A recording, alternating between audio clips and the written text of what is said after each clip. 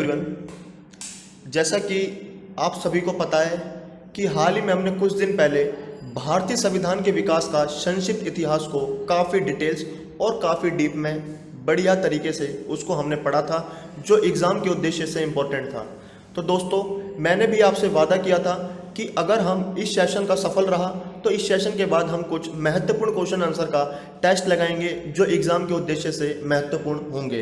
तो दोस्तों, हमने उसमें सन 1757 से 1950 तक की सभी घटनाओं का वर्णन किया काफ़ी डिटेल्स में जाकर, और मैंने बहुत आपसे वादा भी किया था कि हम इस सेशन को करने के बाद हम भारतीय संविधान के महत्वपूर्ण क्वेश्चंस को कवर करेंगे और एक्स्ट्रा फैक्ट के साथ और वेरी वेरी डीप नॉलेज के साथ, ताकि हमारा किसी भी प्रकार का जो प्रश्न है वो एग्ज़ाम में ना छूटे। दोस्तों, ये हर कॉम्पिटिटिव एग्ज़ाम के हर स्टूडेंट्स के लिए वरदान सिद्ध होगा। ये वे क्वेश्चंस होंगे जो 2018 के सभी प्रकार के एसएससी के एग्ज़ाम में पूछे गए हैं, जैसे कि like CHSL, CGL, CPO, MTS, junior engineer, any government exam, जो भी अभी तक गवर्नमेंट एग्ज़ाम हुए हैं 2018-19 में, वो सारे आपके लेटेस्ट क्वेश्चन हैं, काफ़ी घुमावदार। तो इन क्वेश्चंस को आपको समझना होगा और इन क्वेश्चंस के जरिए आपका दिमाग भी खुलेगा। साथ ही मैं आपको बता देता हूँ, मेरे पास बहुत से स्टूडेंट्सों का कमेंट्स भी थे कि सर, हमने इससे पहला इंडियन कॉन्स्टिट्यूशन का ऐसा वीडियो नहीं देखा और आपसे बहुत ही अच्छा डिटेल्स और आपने पढ़ाया है और काफ़ी नॉलेज के साथ। तो दोस्तों, मेरा उद्देश्य यही रहता है कि आप सभी को बेस्ट से बेस्ट मटेरियल और एग्जाम के उद्देश्य से जरूरत सामग्री उपलब्ध करवाऊं। तो मुझे काफ़ी अच्छा लगा स्टूडेंट्स के कमेंट्स को देखकर। हम इस सेशन को प्रारंभ करने जा रहे हैं, जिसके अंतर्गत हम 300 प्लस क्वेश्चंस को कवर करेंगे, जो कि काफ़ी डीप नॉलेज के साथ आपको मैं प्रोवाइड करवाऊंगा। आप एक नोटबुक और पेन लेकर डेफिनेटली बैठिएगा, ताकि आपको किसी भी प्रकार का क्वेश्चंस ना छूटे। तो दोस्तों, इस सेशन को हम प्रारंभ करेंगे। अगर कोई न्यू स्टूडेंट है तो चैनल को सब्सक्राइब करें, लाइक करें, कमेंट करें, ताकि उसे हर प्रकार के नोटिफिकेशन का सम्मान मिले।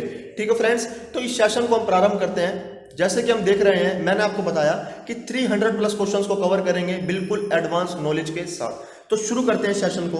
हमारा इस सीरीज का प्रथम क्वेश्चन है कि किस वर्ष भारत की आकस्मिक निधि की स्थापना की गई? तो आपका राइट आंसर होगा सन 1950 में।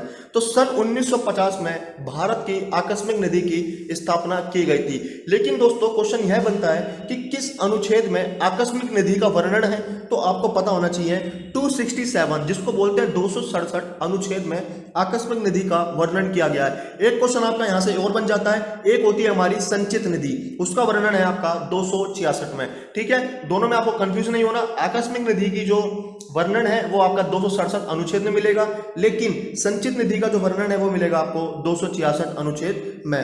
ठीक है फ्रेंड्स, जैसा कि मैं आगे बढ़ता हूं, जैसा कि है संघ लोक सेवा आयोग की स्थापना किस वर्ष भारत के संविधान के अंतर्गत की गई? तो आपका राइट आंसर होगा अनुच्छेद 315। तो अनुच्छेद 315 के तहत संघ लोक सेवा आयोग की स्थापना की गई थी। ठीक है, लेकिन मैं आपको कुछ डिटेल्स बताता हूं। जैसे कि अगर मैं बोलूं अनुच्छेद 316 में क्या है, तो सदस्यों की नियुक्ति है और कार्यकाल का वर्णन किया गया है, और 320 में आपका इनका कार्य है, और 317 में इनकी बर्खास्तगी का उल्लेख किया गया है। दोबारा एक बार सुन लो आप, मैंने आपको क्या बताया कि संघ लोक सेवा, जिसे बोलते हैं हम UPSC, की स्थापना भारत के संविधान के किस अनुच्छेद के अंतर्गत की गई है? तो आपका राइट आंसर होगा अनुच्छेद 315। तो अनुच्छेद 315 के अंतर्गत संघ लोक सेवा आयोग की स्थापना की गई है, और 316 में मिलेगा आपको सदस्यों की नियुक्ति और कार्यकाल, और 17 में मिलेगा आपको इनकी बर्खास्तगी, और 20 में मिलेंगे इनके कार्य। ठीक है, और इनकी नियुक्ति कौन करता है? तो राष्ट्रपति के द्वारा की जाती है, और कार्यकाल आप याद कर लो, इनका जो कार्यकाल होता है वो होता है आपका 6 वर्ष का। आगे बढ़ते हैं इसी के साथ कि संसद ने किसे केंद्रीय प्रशासनिक न्यायाधिकरणों की स्थापना के लिए अधिकृत किया? तो आपका राइट आंसर होगा केंद्र सरकार को। ठीक है फ्रेंड्स, तो केंद्र सरकार को संसद ने केंद्रीय प्रशासनिक न्यायाधिकरण की स्थापना के लिए अधिकृत किया है। आगे बढ़ते हैं। नेक्स्ट हमारा क्वेश्चन है कि संविधान के अनुच्छेद 14 से 18 किससे संबंधित है? तो वेरी वेरी सिंपल क्वेश्चन है। संविधान का जो अनुच्छेद है 14 से 18, उसमें समानता के अधिकार को वर्णन किया गया है। लेकिन अगर मैं आपसे अनुच्छेद 14 और 18 के मध्य में कुछ डिटेल्स में जाऊं, तो आपको वो डिटेल्स भी पता होनी चाहिए। जैसा कि 14 में क्या है, कानून के समक्ष सभी समान होंगे। 15 में क्या है, कोई भी धर्म, जाति, लिंग के आधार पर किसी भी प्रकार का किसी के साथ भेदभाव नहीं किया जाएगा। और 17 में आपका है अस्पृश्यता का अंत। अस्पृश्यता क्या होती है? छुआछूत का अंत किया गया है। और आपका 18 में मिलेगा सैनिक और शैक्षिक उपाधियों के अलावा अन्य उपाधियों का अंत भी कर दिया गया है अनुच्छेद 18 के तहत। ठीक है, ये हमारा कौन सा अधिकार है? समानता का अधिकार, जो कि 14 से 18 में गिवन है। थोड़ी और आपको एडवांस नॉलेज देता हूं। जैसे कि उसके बाद आता है हमारा स्वतंत्रता का अधिकार, 1922 के मध्य में ये स्थित है। और शोषण के विरुद्ध अधिकार आता है 23-24। और नेक्स्ट है हमारा धार्मिक स्वतंत्रता का अधिकार, जिसका वर्णन अनुच्छेद 25 से 28 में गिवन है। नेक्स्ट आता है हमारा संस्कृत और शिक्षा संबंधी अधिकार, जिसका वर्णन है 29 और 30। लास्ट जो हमारा संवैधानिक अधिकार है वो है हमारा संवैधानिक उपचारों का अधिकार, अनुच्छेद 32 में। जैसा कि आप सभी को पता होगा कि 1976 में 42वें संवैधानिक संशोधन के द्वारा संपत्ति के मौलिक अधिकार को हटा दिया गया था। अब वर्तमान समय में हमें आपको 6 अधिकार आपके समक्ष मिलेंगे, ठीक है। तो इसी के साथ आगे बढ़ते हैं कि सर्वोच्च न्यायालय ने कौन से न्यायाधीश के विरुद्ध भारतीय संसद में पहली बार महाभियोग चलाया गया था। वेरी वेरी एमपी क्वेश्चन है। तो उनका नाम था CS कर्णन, ठीक है। तो आपको नाम याद रखना है CS कर्णन का। तो ये थे हमारे न्यायाधीश जिनके विरुद्ध पहली बार महाभियोग प्रक्रिया चलाई गई थी, ठीक है। तो आपको पता होना चाहिए CS कर्णन के विरुद्ध पहली बार भारतीय न्यायाधीश के ऊपर महाभियोग चलाया गया था, ठीक है। और सर्वोच्च न्यायालय का जो गठन है वो किस अनुच्छेद में मिलेगा आपको, 124, जिसको बोलते हैं अनुच्छेद 124 में। इसी प्रकार आगे बढ़ते हैं। नेक्स्ट है आपका कि 42वें संवैधानिक संशोधन द्वारा संविधान के किस अनुच्छेद में मूल कर्तव्य को शामिल किया गया। तो आपका राइट आंसर होगा अनुच्छेद 51 का। तो अनुच्छेद 51 का में आपको मिलेगा मूल कर्तव्य। क्वेश्चन ये बनता है कि जो मूल कर्तव्य है वो किस देश के संविधान से लिए गए हैं। तो आपको पता होना चाहिए जो मूल कर्तव्य रूस के संविधान से लिए गए हैं, लेकिन जो मौलिक अधिकार है वो लिए गए हैं अमेरिका से। दोनों में आपको कंफ्यूजन नहीं होना, मूल कर्तव्य लिए गए हैं रूस से और मौलिक अधिकार लिए गए हैं आपका अमेरिका से, ठीक है। और 51 का में इसका वर्णन है मूल कर्तव्यों का, ठीक है। और हमारे टोटल मूल कर्तव्य कितने हैं, तो 11 हैं। आगे बढ़ते हैं इसी के साथ। भारतीय शासन अधिनियम 1935 के द्वारा स्थापित संघ में अवशिष्ट शक्तियां किसे दी गई है। तो आपका राइट आंसर होगा गवर्नर जनरल को। जैसे कि मैंने आपको पूरा डिटेल्स में पढ़ाया था कि 1935 का भारत शासन अधिनियम, इसके अंतर्गत कई चीज़ों की स्थापना की गई थी समय समय पर, जो कि भारतीय संविधान के निर्माण में सहायक सिद्ध हो गया था। मैंने आपको यह भी बताया था कि जो 75% संविधान भारत का जो बना हुआ है वो 1935 के भारत शासन अधिनियम के तहत ही उसका निर्माण किया गया है। जो रिमेनिंग आपका 25% जो भारत का संविधान है वो विभिन्न देशों के संविधान का मिश्रण है। जैसे कि मैंने आपको यह भी बताया था कि अखिल भारतीय संघ था इसमें, ठीक है। प्रांतीय स्वायत्तता की स्थापना की गई थी। केंद्र में द्वैध शासन की भी स्थापना की गई थी, जिसमें संघ सूची, राज्य सूची और संवर्ती सूची का निर्माण किया गया था। साथ ही संघीय न्यायपालिका की व्यवस्था की गई। ब्रिटिश संसद को सर्वोच्च माना था। भारतीय परिषद का अंत कर दिया था। सांप्रदायिक निर्वाचन पद्धति का विस्तार भी किया। प्रस्तावना का अभाव था। प्रस्तावना को मैंने काफी आपको डिटेल्स में ही पढ़ाया था कि प्रस्तावना क्या होती है, कि संविधान का प्रारंभिक परिचय ही प्रस्तावना कहलाती है। इंग्लिश में बोले तो प्रियम्बल, ठीक है। RBI की स्थापना भी 1935 के अधिनियम के द्वारा ही की गई थी, 1 अप्रैल 1935 को, ठीक है। ज्यादा डिटेल्स में नहीं जाएंगे, आगे बढ़ते हैं कि पाकिस्तान से आकर भारत में नागरिकता प्राप्त करने संबंधी प्रावधान का उल्लेख संविधान के किस अनुच्छेद में है। तो आपका राइट आंसर होगा अनुच्छेद 6 में, ठीक है। तो पहले आपको पता होना चाहिए कि जो नागरिकता है वो किस भाग में है। तो भाग 2 में आपको नागरिकता मिलेगी और किस अनुच्छेद से लेकर किस अनुच्छेद के मध्य में है। तो 5 से 11 के अनुच्छेद में इसका वर्णन किया गया है नागरिकता का, ठीक है। लेकिन इसने पर्टिकुलर पूछा है कि पाकिस्तान से आकर भारत में नागरिकता प्राप्त करने संबंधी प्रावधान का उल्लेख संविधान के किस अनुच्छेद में है। तो अनुच्छेद 6। वेरी वेरी एमपी क्वेश्चन है ये, आपका CHSL में क्वेश्चन पुट किया गया था बाय TCS, ठीक है फ्रेंड्स। आगे बढ़ते हैं इसी के साथ कि राष्ट्रीय मानवाधिकार आयोग किस तिथि को गठित किया गया था। तो आपका राइट आंसर होगा 12 अक्टूबर 1993। तो 12 अक्टूबर 1993 को राष्ट्रीय मानवाधिकार आयोग गठित किया गया था, ठीक है फ्रेंड्स। आगे बढ़ते हैं। नेक्स्ट है आपका भाषा के आधार पर किस वर्ष प्रथम राज्य पुनर्गठन आयोग ने अपनी रिपोर्ट सौंपी थी। क्वेश्चंस को आपको समझ आना चाहिए। जब तक आप क्वेश्चन को नहीं समझ पाओगे जब तक आप क्वेश्चन गलत कर बैठ सकते हैं, ठीक है। तो इसने बोला है कि भाषा के आधार पर किस वर्ष प्रथम राज्य पुनर्गठन आयोग ने अपनी रिपोर्ट सौंपी थी। तो 1955 में अपनी रिपोर्ट सौंपी थी। अगर ये क्वेश्चन ये पुट करता कि भाषा के आधार पर किस राज्य का सर्वप्रथम पुनर्गठन हुआ था, तो वो था आपका आंध्र प्रदेश 1953 में। लेकिन इनने रिपोर्ट की बात करिए कब सौंपी थी, तो 1955 में सौंपी थी, ठीक है। तो आगे बढ़ते हैं इसी के साथ। भारत सरकार द्वारा भारत रत्न पद्म विभूषण आदि अलंकरण संविधान के किस अनुच्छेद के प्रावधानों के अंतर्गत प्रदान किए जाते हैं? तो मैंने आपको क्या बताया था, अनुच्छेद 18 में। ठीक है, काफी डिटेल्स में अभी मैंने आपको पढ़ाया था। ठीक है, तो आगे बढ़ते हैं इसी के साथ। संविधान के अनुच्छेद 19 से 22 किससे संबंधित है? तो मैंने आपको बताया था कि जो अनुच्छेद 19 से 22 है उसमें क्या है, उसमें आपका है स्वतंत्रता का अधिकार। ठीक है फ्रेंड्स, तो स्वतंत्रता का अधिकार है। अगर मैं आपको इसको थोड़ा डिटेल्स में लेकर जाऊं तो उसको डिटेल से पढ़ते हैं। जैसे कि मैंने आपको बताया स्वतंत्रता का जो अधिकार है वो 1922 गिवन है। जैसे कि 19 में क्या है, इसमें है कि किसी भाग में निवास करने और बस जाने का अधिकार होता है या अपनी अभिव्यक्ति को उजागर करने का अधिकार होता है। ठीक है, 20 में क्या है, अपराधों के लिए दोषी सिद्ध के संबंध में संरक्षण है। अगर मैं 21 की बात करूं तो प्राण एवं दैहिक स्वतंत्रता का संरक्षण दिया गया है। लेकिन एक 21 का होता है जिसको बोलते हैं हम 21A। ठीक है, इसमें क्या है, शिक्षा का अधिकार दिया गया है। शिक्षा का अधिकार में क्या है, 6 से 14 वर्ष तक की आयु के जितने भी बच्चे होंगे उनको निःशुल्क और अनिवार्य शिक्षा प्रदान की जाएगी। किस संवैधानिक संशोधन के द्वारा? आपको यह भी पता होना चाहिए। तो 86वां संवैधानिक संशोधन के द्वारा यह हुआ कब था, 2002 में। तो 86वां संवैधानिक संशोधन हुआ था। ठीक है, तो इसके अंतर्गत 6 से 14 वर्ष तक के जितने भी बच्चे होंगे उनको निःशुल्क और अनिवार्य शिक्षा प्रदान की जाएगी। और ये जो आपका संविधान संशोधन हुआ था 86वां, वो हुआ था सन 2002 में। ठीक है फ्रेंड्स, काफी डिटेल्स में हम गए हैं, तो आगे बढ़ते हैं इसी के साथ। संविधान का अनुच्छेद 243 किससे संबंधित है? तो मैंने आपको बताया था और मैंने नोट्स में भी ये गिवन है कि अनुच्छेद ये है आपका पंचायती राज प्रणाली। आपको ये पता होगा जो पंचायती राज प्रणाली है वो किस संवैधानिक संशोधन के तहत लाई गई थी? तो 73वां संवैधानिक संशोधन था जब पंचायती राज व्यवस्था को अपनाया गया था। ठीक है फ्रेंड्स, तो आपको पता होना चाहिए पंचायती राज व्यवस्था को किस संवैधानिक संशोधन के द्वारा अपनाया गया था? तो वो था आपका अनुच्छेद एक्ट 73। ठीक है, तो अमेंडमेंट किया गया था 73वां संशोधन। लेकिन अगर आपसे नगर पालिका का पूछेगा तो 74 संवैधानिक संशोधन किया गया था। लेकिन हम पंचायती राज के बारे में थोड़ा और डिटेल से पढ़ते हैं ताकि आपको किसी भी प्रकार से दिक्कत का सामना ना करना पड़े। जैसे कि पंचायती राज का उद्देश्य क्या होता है? लोगों के संगठनों की वास्तविक शक्तियां सौंपकर लोकतंत्र को ग्राम स्तर पर ले जाना। इसका शुभारंभ कब हुआ था? तो 2 अक्टूबर 1959 में नागौर राजस्थान में हुआ था। बाद में इसे आंध्र प्रदेश में लागू कर दिया गया था। ठीक है फ्रेंड्स, लेकिन क्वेश्चन ये पुट करता है कि अनुच्छेद 40 के अनुसार संवैधानिक व्यवस्थाओं को आकार प्रदान करने के लिए किस समिति के द्वारा से बनाया गया था?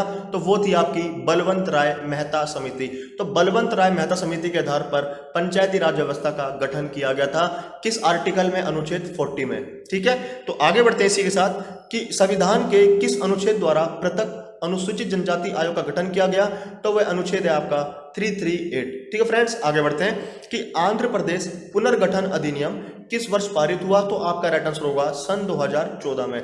तो आगे बढ़ते हैं, ग्राम पंचायत में अधिकतम कितने पंच हो सकते हैं? तो होते हैं आपके 20। पहले मैं आपको बता देता हूं कि ग्राम पंचायत क्या होती है, ठीक है, पंचायत समिति क्या होती है और जिला परिषदें क्या होती है। थोड़ा डिटेल्स में पढ़ते हैं इसको ताकि आपको दिक्कत ना हो। जैसे कि जो ग्राम स्तर पर मिलेगी आपको ग्राम पंचायत, ब्लॉक स्तर पर मिलेगी आपको पंचायत समिति और जिला स्तर पर मिलेगी आपको जिला परिषदें। ठीक है, तो आपको पता लग गया होगा। तो इस प्रकार से यह है। तो कितनी संख्या होती है, पंच कितने होते हैं? तो 20 होते हैं। नेक्स्ट आप कि कौन भारत के अटॉर्नी जनरल को नियुक्त करता है? तो आपका राइट आंसर होगा भारत का राष्ट्रपति।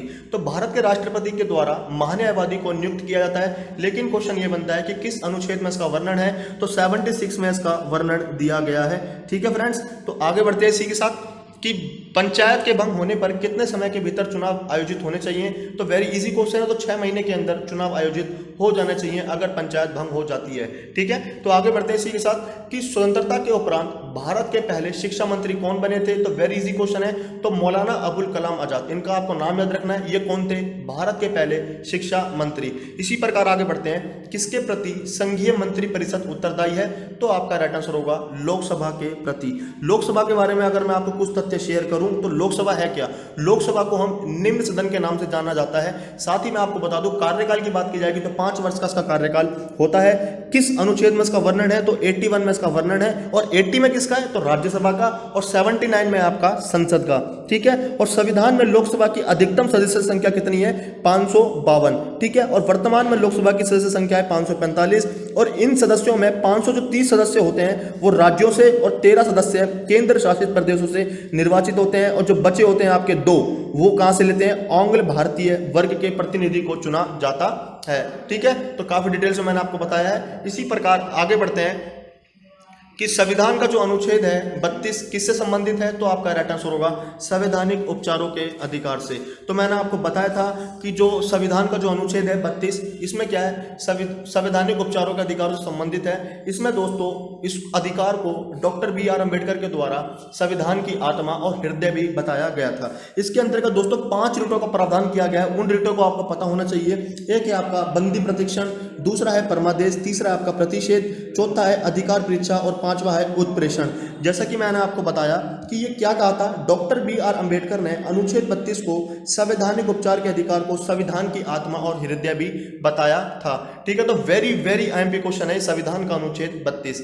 तो इसी प्रकार आगे बढ़ते हैं कि संविधान द्वारा प्रदत्त किस मौलिक अधिकार को राष्ट्रीय आपातकाल की उद्घोषणा स्वयं निलंबित करती है, तो आपका राइट आंसर होगा सुंदरता के अधिकार को। अगर कोई राष्ट्रीय आपातकाल लग जाता है तो किस अधिकार को निलंबित किया जा सकता है, तो स्वतंत्रता के अधिकार को, ताकि कोई भी व्यक्ति ऐसे न दिखा पाए कि मुझे स्वतंत्रता है, मैं कुछ भी कर सकता हूं। ठीक है, तो इसलिए राष्ट्रपति के द्वारा और संसद के द्वारा इस अधिकार को निलंबित कर दिया जाता है, स्वतंत्रता के अधिकार को। ठीक है, इसी प्रकार आगे बढ़ते हैं। नेक्स्ट क्वेश्चन है आपका कि संविधान के किस अनुच्छेद में प्राथमिक स्तर पर मातृभाषा में शिक्षा की सुविधाओं की व्यवस्था करने से संबंधित उपबंध किए गए हैं, तो आपका राइट आंसर होगा आर्टिकल 350A में। तो आर्टिकल 350A में प्राथमिक स्तर पर मातृभाषा में शिक्षा की सुविधाओं की व्यवस्था करने से संबंधित उपबंध किया गया है। जैसा कि नेक्स्ट क्वेश्चन हमारा 24 बनता है कि यदि पंचायत भंग होती है तो किस अवधि के भीतर चुनाव कराना अनिवार्य है। जैसा कि मैंने आपको बताया कि ये देखो क्वेश्चन कितनी बार रिपीट हो रहा है, तो आपको पता लग सकता है कि ये जो क्वेश्चंस हैं मैंने आपके समक्ष वही रखे हैं जिनकी हायर पॉसिबिलिटी होगी एग्जाम में आने की, और ये एग्जाम में आए हुए ही क्वेश्चन है किसी न किसी एग्जाम में। तो इसलिए 6 माह के भीतर हमें पंचायत अगर भंग हो जाती है तो चुनाव कराना अति अनिवार्य हो जाता है। तो आगे बढ़ते हैं दोस्तों। नेक्स्ट हमारा 25 है कि भारतीय संविधान किस प्रकार की नागरिकता का प्रावधान करता है, तो आपका राइट आंसर होगा एकल नागरिकता का। ठीक है, तो भारतीय संविधान में एक नागरिकता का अधिकार है। क्वेश्चन ये बनता है जो एकल नागरिकता है वो किस संविधान से ली गई है, किस देश के संविधान से ली गई है, तो आपको पता होना चाहिए कि ब्रिटिश संविधान के द्वारा एकल नागरिकता का प्रावधान किया गया है। लेकिन क्वेश्चन एक और ये पुट होता है कि संसदीय शासन व्यवस्था कहाँ से ली गई है, तो ब्रिटेन से ली गई है। विधि निर्माण प्रक्रिया भी आपके कहाँ से ली गई है, तो ब्रिटेन से ही ली गई है। और द्विसदनीय व्यवस्था भी आपके कहाँ से ली गई है, ये ली गई है ब्रिटिश संविधान से। तो इसी प्रकार आगे बढ़ते हैं कि भाषाई आधार पर गठित भारत का प्रथम राज्य कौन सा था, तो वो था आपका आंध्र प्रदेश। जैसा कि मैंने आपको बताया था 1953 में आंध्र प्रदेश को भाषा के आधार पर गठित राज्य का प्रथम राज्य बना था। ठीक है, तो आगे बढ़ते हैं इसी के अनुसार कि 27 हमारा क्वेश्चन है 31वें संवैधानिक संशोधन अधिनियम द्वारा लोकसभा की अधिकतम संख्या कितनी निर्धारित की गई, तो आपका राइट आंसर होगा 545। ठीक है, तो पहले कितनी सदस्य संख्या थी, तो वो थी आपकी 525। तो 525 सदस्य से बढ़ाकर 545 कर दी गई थी 31वां संवैधानिक संशोधन के द्वारा। क्वेश्चन ये पुट होता है कि जो 31वां संवैधानिक संशोधन हुआ होगा वो किस वर्ष हुआ था, तो 1973 ईस्वी में हुआ था आपका 31वां संवैधानिक संशोधन, और लोकसभा की सदस्य संख्या 525 से बढ़ाकर कितने कर दी थी, 545। ये आपकी डीप नॉलेज थी, आपको पता होना चाहिए। इसी प्रकार हम आगे बढ़ते हैं कि भारतीय संविधान का अनुच्छेद 21A किससे संबंधित है, तो मैंने आपको बताया था जो 21 है राइट टू एजुकेशन, इससे संबंधित है। इसमें क्या है, 6 से 14 वर्ष तक के जितने भी उम्र के व्यक्ति होंगे या जितने भी स्टूडेंट होंगे, जितने भी बच्चे होंगे, उनको निःशुल्क शिक्षा प्रदान की जाएगी और अनिवार्य शिक्षा प्रदान की जाएगी। और किस संवैधानिक संशोधन के द्वारा से लाया गया था, तो मैंने आपको यह भी बताया था, तो 86वां संवैधानिक संशोधन था जो कि 2002 में किया गया था। ये आपको पता होना चाहिए। इसी प्रकार आगे बढ़ते हैं कि कौन उत्तर प्रदेश की पहली मुख्यमंत्री थी, तो वो थी आपकी Sucheta Kripalani. Very very imp question है, उत्तर प्रदेश की पहली महिला मुख्यमंत्री थी ये सुचेता कृपलानी। नेक्स्ट आगे बढ़ते हैं कि मनरेगा का विस्तृत अर्थ क्या है, तो आपको पता होना चाहिए जो मनरेगा का विस्तृत अर्थ होता है Mahatma Gandhi National Rural Employment Guarantee Act. ठीक है, और 21 वर्ष स्टैब्लिश हुआ था, तो 2006 में स्टैब्लिश हुआ था आपका मनरेगा, जिसकी फुल फॉर्म क्या होती है, Mahatma Gandhi National Rural Employment Guarantee Act. ठीक है, इसी प्रकार आगे बढ़ते हैं। नेक्स्ट है आपका कि भारत के संविधान के अनुच्छेद 371 पत्रों में दिए गए विशिष्ट उपबंध किस राज्य से संबंधित हैं, तो आपको पता होना चाहिए वो है आपका मिजोरम, और मिजोरम की कैपिटल क्या है आपकी आइजोल। ठीक है फ्रेंड्स, आगे बढ़ते हैं इसी के साथ। भारत के राष्ट्रपति के रूप में वराहगिरी वेंकटगिरी का कार्यकाल क्या था, तो 3 मई से 20 जुलाई 1969 तथा 24 अगस्त 1969 से 24 अगस्त 1974 के मध्य में इनका कार्यकाल था, और यह क्वेश्चन एसएससी सीजीएल में पूछा गया था। तो इसी प्रकार आगे बढ़ते हैं कि देश में नए राज्य के सृजन और उसकी सीमा निर्धारण का अधिकार किसे है, तो उसका राइट आंसर है संसद। संसद को अधिकार होता है कि वह किसी भी प्रकार की राज्य की सीमा को बढ़ा सकती है, घटा सकती है, नए राज्यों का निर्माण कर सकती है। सारा का सारा जो अधिकार होता है वो होता है हमारी भारतीय संसद के पास। और आपको पता होना चाहिए संसद का उल्लेख किस अनुच्छेद में है, तो 79 अनुच्छेद में आपको मिलेगा संसद का उल्लेख। संसद दोस्तों किससे मिलकर बनती है, तो राष्ट्रपति, राज्यसभा और लोकसभा के मिलकर बनती है आपकी संसद। ठीक है, तो राज्यसभा को उच्च सदन कहते हैं और लोकसभा को निम्न सदन। इसी प्रकार हम आगे बढ़ते हैं कि भारतीय वन्य जीव संरक्षण अधिनियम सर्वप्रथम किस प्रधानमंत्री के कार्यकाल में लाया गया था, तो आपका राइट आंसर होगा श्रीमती इंदिरा गांधी। आगे नेक्स्ट हमारा 35, राज्यसभा का सदस्य बनने हेतु न्यूनतम आयु कितनी होनी चाहिए, तो 30 वर्ष होनी चाहिए। अगर आप राज्यसभा का सदस्य बनना चाहते हैं तो आपकी न्यूनतम मतलब कम से कम जो उम्र होगी वो होगी आपकी 30 ईयर्स। ठीक है, अगर मैं आपसे लोकसभा की बात कर दूं तो लोकसभा में कितनी होगी, तो 25 ईयर्स होगी। राज्यसभा के बारे में कुछ तथ्य मैं आपको शेयर करता हूं, जैसे कि राज्यसभा का जो वर्णन है किस आर्टिकल में मिलेगा, तो वो मिलेगा आपको आर्टिकल 80 में। ठीक है, और राज्यसभा का उच्च सदन भी कहा जाता है। अधिकतम संख्या मैंने आपको बताई थी 250 होती है, और वर्तमान में 245 है, जिनमें से 233 सदस्य चुनाव राज्यों से होकर आते हैं, शेष 12 सदस्य राष्ट्रपति के द्वारा मनोनीत किए जाते हैं। इनके अगर कार्यकाल की बात करूं तो कार्यकाल कितना होता है, तो होता है आपका 6 वर्ष का। इसी प्रकार आगे बढ़ते हैं कि भारत के सुरक्षा बलों का सर्वोच्च कमांडर कौन होता है, तो आपका राइट आंसर होगा राष्ट्रपति। जो राष्ट्रपति होता है वो भारत का सुरक्षा बलों का सर्वोच्च कमांडर होता है। ठीक है फ्रेंड्स, और राष्ट्रपति का अगर मैं बात करूं, जैसे कि राष्ट्रपति का जो वर्णन है किस अनुच्छेद में है, तो 53वें अनुच्छेद में राष्ट्रपति का वर्णन है, और 63 में किसका मिलेगा, उपराष्ट्रपति का। ठीक है फ्रेंड्स, तो आपको दोनों चीजें पता होनी चाहिए। और राष्ट्रपति के पास कई शक्तियां होती है, जैसे कि आपके पास वीटो पावर भी होती है, आपातकालीन शक्तियां होती है, जैसे कि 352, 356, 360। इनमें आपातकाल, अगर मैं आपसे क्वेश्चन ये पुट करूं कि भारत में अब तक कितनी बार आपातकाल को लागू किया जा चुका, तो आपको पता होना चाहिए कि भारत के अब तक 3 बार आपातकाल लागू हो चुका है। पहला आपका लगा था 352, नहीं पहला जो लगा था 1962 में जब भारत और चीन का युद्ध हुआ था, और 1971 में दूसरा आपका आपातकाल लगा था जब भारत और पाकिस्तान का युद्ध हुआ था। तीसरा लगा था हमारा 1975 में जब इंदिरा गांधी जी की मृत्यु हो गई थी। ठीक है, और 352 कहाँ लगता है, जब देश के बाहर कोई भी असंवैधानिक तंत्र असफल हो जाए या कोई भी भारी आक्रमण हो, तो वहां पर हम 352 लगाते हैं। 356 हम कहाँ लगाते हैं, जब राज्य के अंदर कोई संवैधानिक तंत्र असफल हो जाए, और 360 है हमारा वित्तीय आपातकाल। ठीक है, तो ये सारी की सारी चीजें आपको पता होनी चाहिए। तो इसी प्रकार हम आगे बढ़ते हैं। नेक्स्ट हमारा क्वेश्चन है कि भारत का अटॉर्नी जनरल महान्यायवादी कब पद पर धारण कर सकता है, और महान्यायवादी के बारे में मैंने आपको काफी डिटेल्स में भी पढ़ाया था कि इसका वर्णन किस अनुच्छेद में, तो 76 अनुच्छेद में इसका वर्णन है। और अपने पद पर कब तक बना रह सकता है ये, तो राष्ट्रपति के प्रसाद पर्यंत, जब तक राष्ट्रपति उसे ना कह दे जब तक वह अपने पद पर बना रह सकता है। ठीक है, इसी प्रकार आगे बढ़ते हैं। संविधान के किस अनुच्छेद में गिरफ्तारी के दौरान दुर्व्यवहार से बचने का अधिकार वर्णित है, तो वह अधिकार है आपका 22। इसी प्रकार दोस्तों नेक्स्ट है आपका निर्वाचन से संबंधित प्रावधान संविधान के किन अनुच्छेदों में है, तो आपका राइट आंसर होगा 324 से 329। तो 324 से 329 के मध्य में आपको मिलेगा निर्वाचन आयोग। ठीक है, तो वेरी आईएमपी क्वेश्चन है। अगर मैं आपसे क्वेश्चन ये पुट कर दूं कि जो मुख्य चुनाव आयुक्त का कार्यकाल कितने वर्ष का होता है, तो दोस्तों आपको पता होना चाहिए 6 वर्ष का होता है। और इसकी नियुक्ति किसके द्वारा की जाती है, तो राष्ट्रपति के द्वारा इसकी नियुक्ति की जाती है। इसी प्रकार आगे बढ़ते हैं कि मतदाताओं की उम्र 18 वर्ष से किस संवैधानिक संशोधन के द्वारा की गई थी, तो आपको पता होना चाहिए मतदाताओं की जो उम्र थी वो 21 वर्ष से घटाकर वो कर दी गई थी 18 वर्ष। ठीक है, लेकिन जो ये संवैधानिक संशोधन था 61वां, ये किस वर्ष हुआ था, तो 1989 में ये संशोधन हुआ था। वेरी आईएमपी क्वेश्चन है ये। मतदाताओं की जो उम्र थी वो 21 वर्ष से घटाकर 18 वर्ष को कर दिया गया था 61वें संवैधानिक संशोधन के द्वारा, और 1989 में यह संशोधन किया गया था। ठीक है फ्रेंड्स, तो आगे बढ़ते हैं इसी के साथ। नेक्स्ट है आपका, रवि ने सरदार हुकुम सिंह, बलिराम भगत तथा गोपाल स्वरूप पाठकों में से कौन लोकसभा के अध्यक्ष नहीं रहे थे? तो आपका राइट आंसर होगा गोपाल स्वरूप पाठक। जो गोपाल स्वरूप पाठक थे वो लोकसभा के अध्यक्ष नहीं रहे थे। ये क्वेश्चन थोड़ा जटिल था, लेकिन क्या करें, टीसीएस ने इसको प्रस्तुत किया एग्जाम में, तो आप यहां से देख सकते हैं इस प्रकार के क्वेश्चन भी आते हैं। ठीक है, तो नेक्स्ट है आपका, संविधान के किस अनुसूची, नेक्स्ट 42 हमारा, कि संविधान के प्रावधानों के अनुसार राज्यसभा का सभापति कौन होता है? तो आपका राइट आंसर होगा उपराष्ट्रपति। ठीक है, तो उपराष्ट्रपति मैंने आपको बताया था कि कहीं ना कहीं राज्यसभा का सभापति होता है उपराष्ट्रपति, और इसका जो कार्यकाल होता है 5 वर्ष का ही होता है। और किस अनुच्छेद में वर्णन है? तो वर्णन आपको पता होना चाहिए, उपराष्ट्रपति का अनुच्छेद किस वर्णन है, तो 63 में मैंने आपको बताया था। ठीक है, तो इसी प्रकार आगे बढ़ते हैं इसी के साथ। नेक्स्ट है आपका, संविधान की किस अनुसूची में भारत की आधिकारिक 22 भाषा का उल्लेख किया गया है? तो 8वीं अनुसूची में मिलेगी आपको 22 भाषाओं का उल्लेख। ठीक है, तो वेरी वेरी एमपी क्वेश्चन है भी।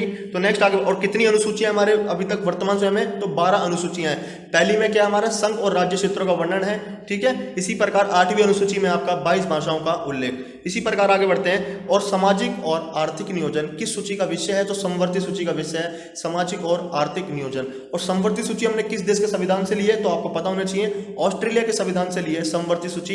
इस पर केंद्र सरकार और राज्य सरकार दोनों का अधिकार होता है, लेकिन जो चलती है वो केवल केंद्र सरकार की, जिसको बोलते हैं हम सेंट्रल गवर्नमेंट। ठीक है, आगे बढ़ते हैं इसी के साथ। भारत का कौन से क्रम का राज्य जो है तेलंगाना बना था? ठीक है, तो आपको पहले मैं डिटेल से बता देता हूं कि अभी वर्तमान समय में हमारे 28 राज्य हैं और हमारे 8 केंद्र शासित प्रदेश नए बने हैं।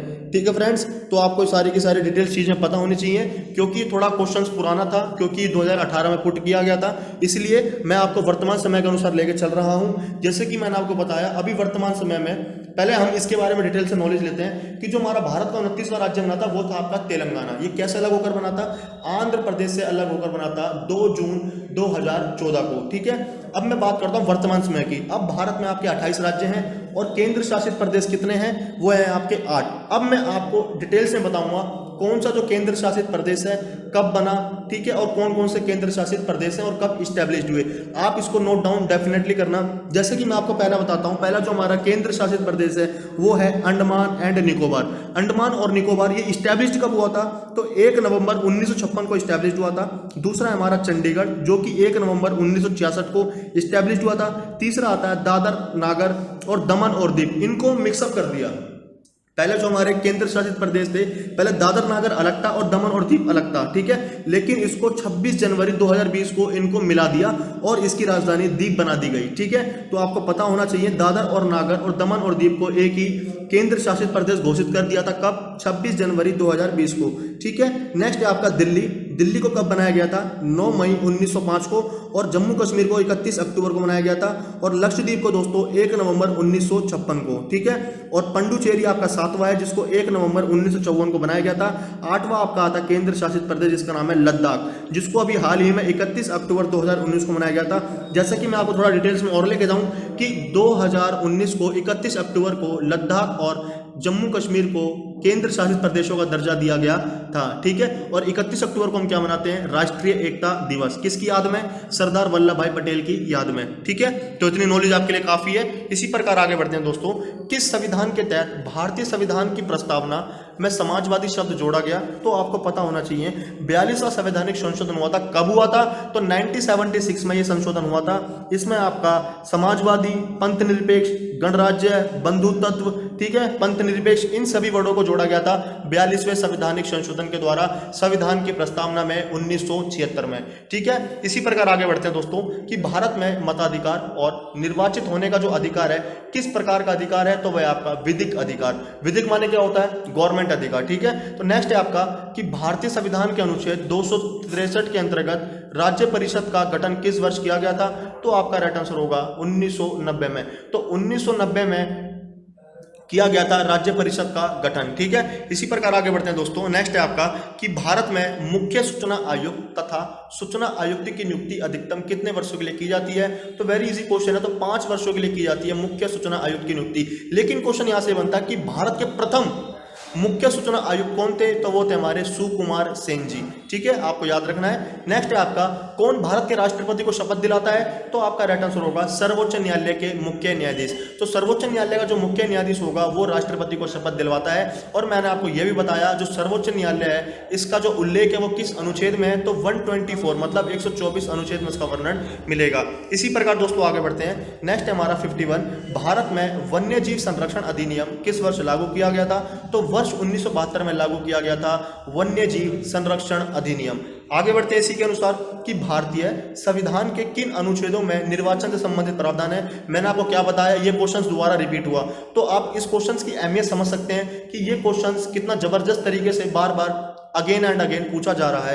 तो आपको ये याद रखना है कि निर्वाचन आयोग का जो अनुच्छेद है वो 324 से 329 तक वर्णन है। और कार्यकाल मैंने आपको बताया था 6 वर्ष का कार्यकाल होता है। और नियुक्ति किनके द्वारा की जाती है? तो राष्ट्रपति के द्वारा नियुक्ति की जाती है। ठीक है, निर्वाचन आयोग की। नेक्स्ट है दोस्तों कि मतदाताओं की जो उम्र है वो 21 से घटाकर 18 वर्ष किस संविधान संशोधन के अंतर्गत की गई थी? मैंने आपको यह भी बताया था कि 61वां संवैधानिक संशोधन के अंतर्गत की गई थी। कब? 1989 में 21 वर्ष से घटाकर 18 वर्ष कर दी गई थी। नेक्स्ट है आपका कि भारत के संविधान के प्रावधानों के अनुसार राज्यसभा का सभापति कौन होगा? तो ये क्वेश्चन दोबारा रिपीट हुआ है। ठीक है, तो भारत का उपराष्ट्रपति इसका राइट आंसर है।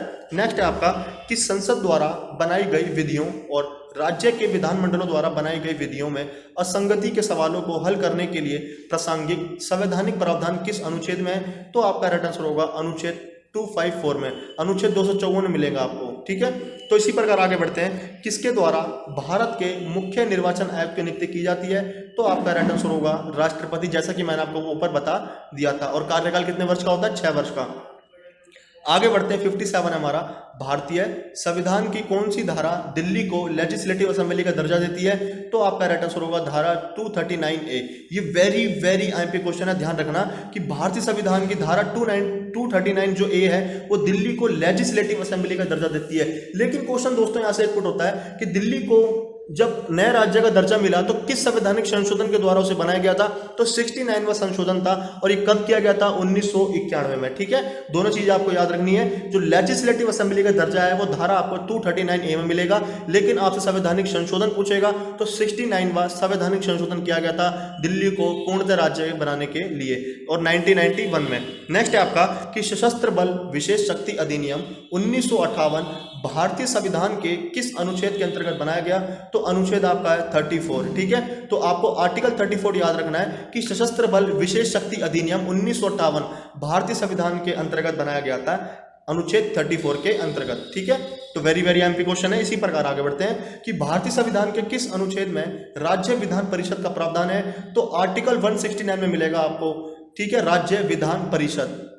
ठीक है फ्रेंड्स, आगे बढ़ते हैं। इसी के साथ कौन उच्च न्यायालयों के न्यायाधीशों की नियुक्ति करता है? तो आपको पता होना चाहिए, तो राष्ट्रपति के द्वारा उच्च न्यायालय के न्यायाधीशों की नियुक्ति की जाती है। ठीक है, अधिकतर जो नियुक्तियां होती है, अधिकतर जो अपॉइंटमेंट होते हैं वो किसके द्वारा किए जाते हैं? वो भारत के राष्ट्रपति के द्वारा ही नियुक्त किए जाते हैं। इसी प्रकार आगे बढ़ते हैं। 61 हमारा क्वेश्चन है कि किससे भारतीय संविधान के अनुच्छेद 368 का संबंध है? तो आपका राइट आंसर होगा संविधान संशोधन प्रक्रिया। जैसा कि मैंने आपको नोट्स में भी पढ़ाया था और जो मैंने आप वीडियो बनाया था उसमें भी आपको पता लगा था कि काफी डिटेल से मैंने आपको जाकर समझाया था कि भारत के अंतर्गत जो भी संशोधन प्रक्रिया होगी वो अनुच्छेद 368 के तहत ही की जाती है। लेकिन मेरा क्वेश्चन आपसे यह बनता है कि ये जो संशोधन प्रक्रिया है वो किस देश के संविधान से ली गई है? तो ये दोस्तों दक्षिण अफ्रीका के संविधान से ली गई है भारतीय संशोधन प्रक्रिया।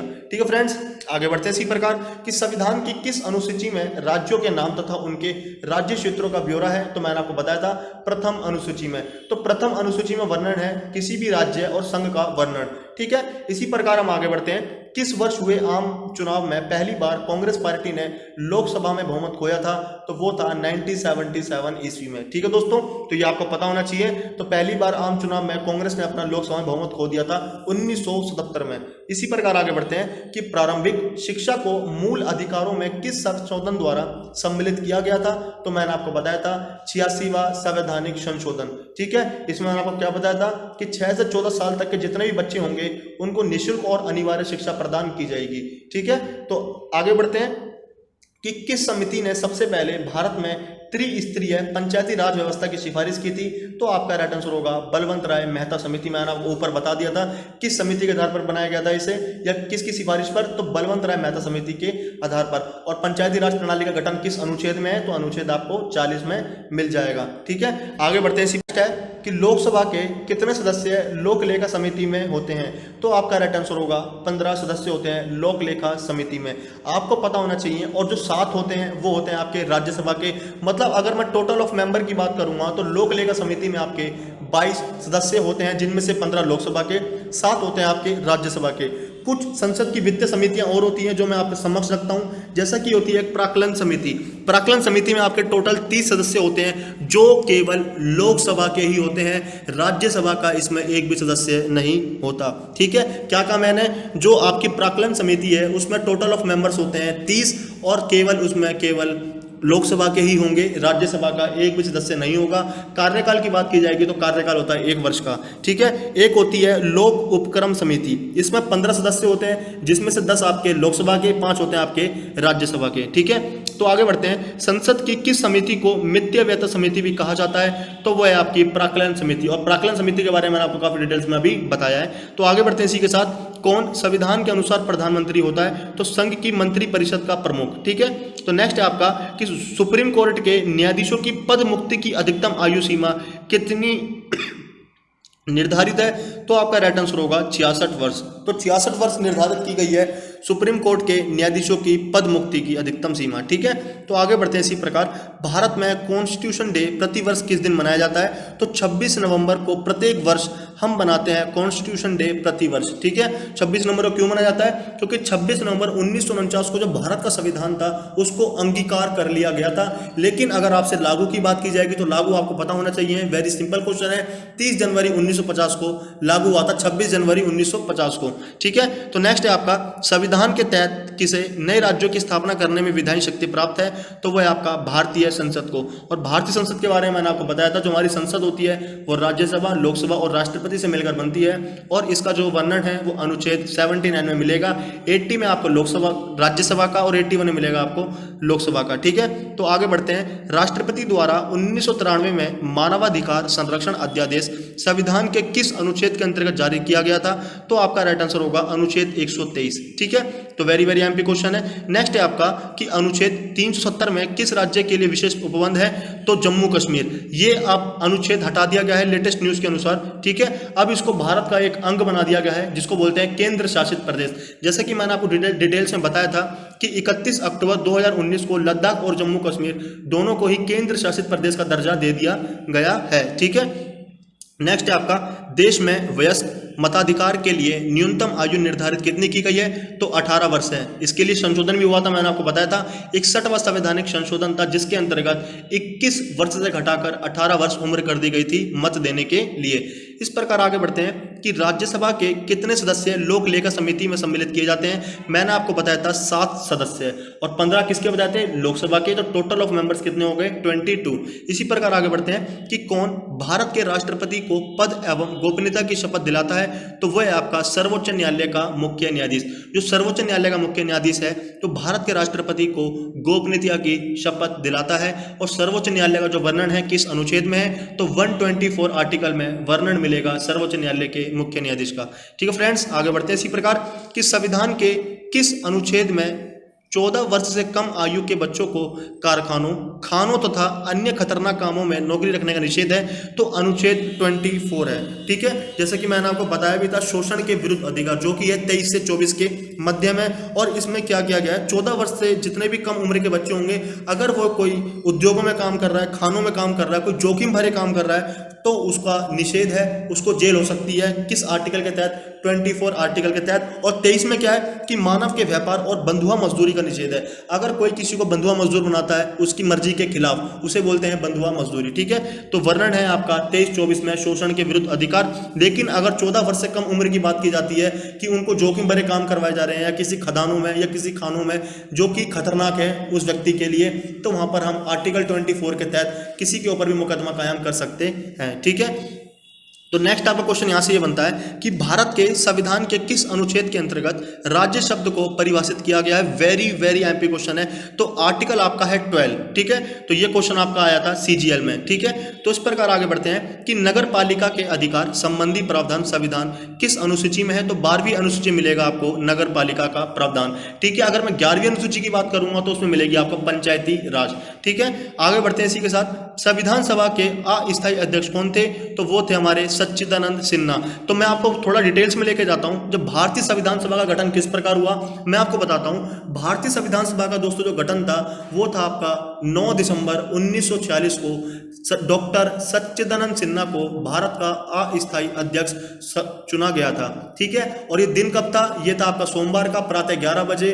और कहां पर, दिल्ली के काउंसिल ऑफ चैम्बर के पुस्तकालय भवन में इस सभा का आयोजन किया गया था। लेकिन 2 दिन के पश्चात 11 दिसंबर 1946 को डॉक्टर राजेंद्र प्रसाद को भारतीय संविधान सभा का स्थायी अध्यक्ष चुना गया था, ठीक है। टेम्पररी थे आपके कौन, डॉक्टर सच्चिदानंद सिन्हा, ठीक है। तो इस प्रकार इसने पूछा है कि संविधान सभा के अस्थायी अध्यक्ष कौन थे। तो वो थे हमारे डॉक्टर सच्चिदानंद सिन्हा।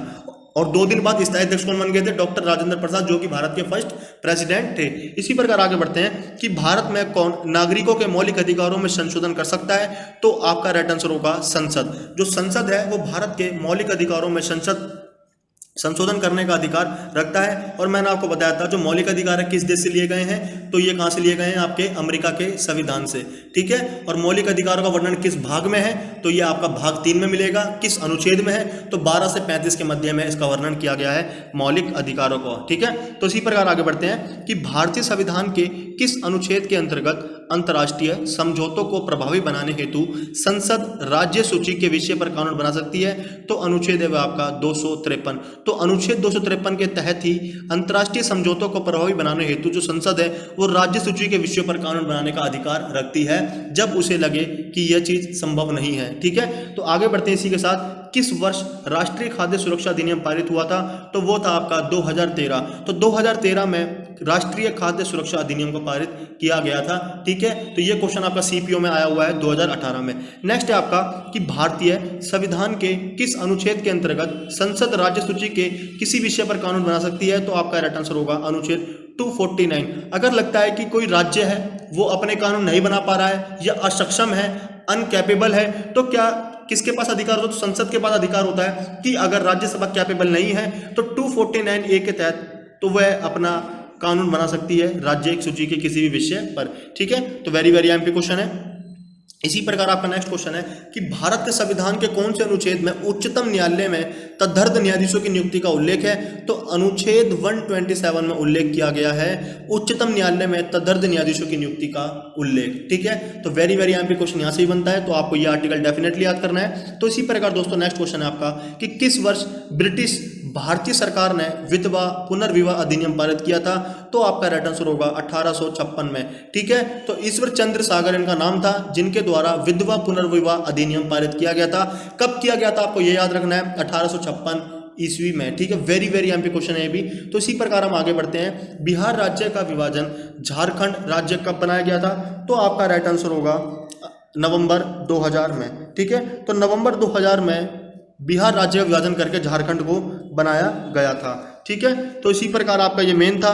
जैसे कि बात करें, जैसे कि वर्ष 2000 में ही मध्य प्रदेश से छत्तीसगढ़ को अलग किया गया, उत्तर प्रदेश से उत्तराखंड को और बिहार से कर दिया गया झारखंड को। ये सन 2000 में 3 राज्यों का नया निर्माण हुआ था। मध्य प्रदेश से छत्तीसगढ़ बना, उत्तर प्रदेश से उत्तरांचल वर्तमान समय क्या नाम है, उत्तराखंड, और बिहार से अलग होकर बना था आपका झारखंड, ठीक है। तो सारी की सारी आपको चीजें याद रखनी है नवंबर 2000 में ही, ठीक है।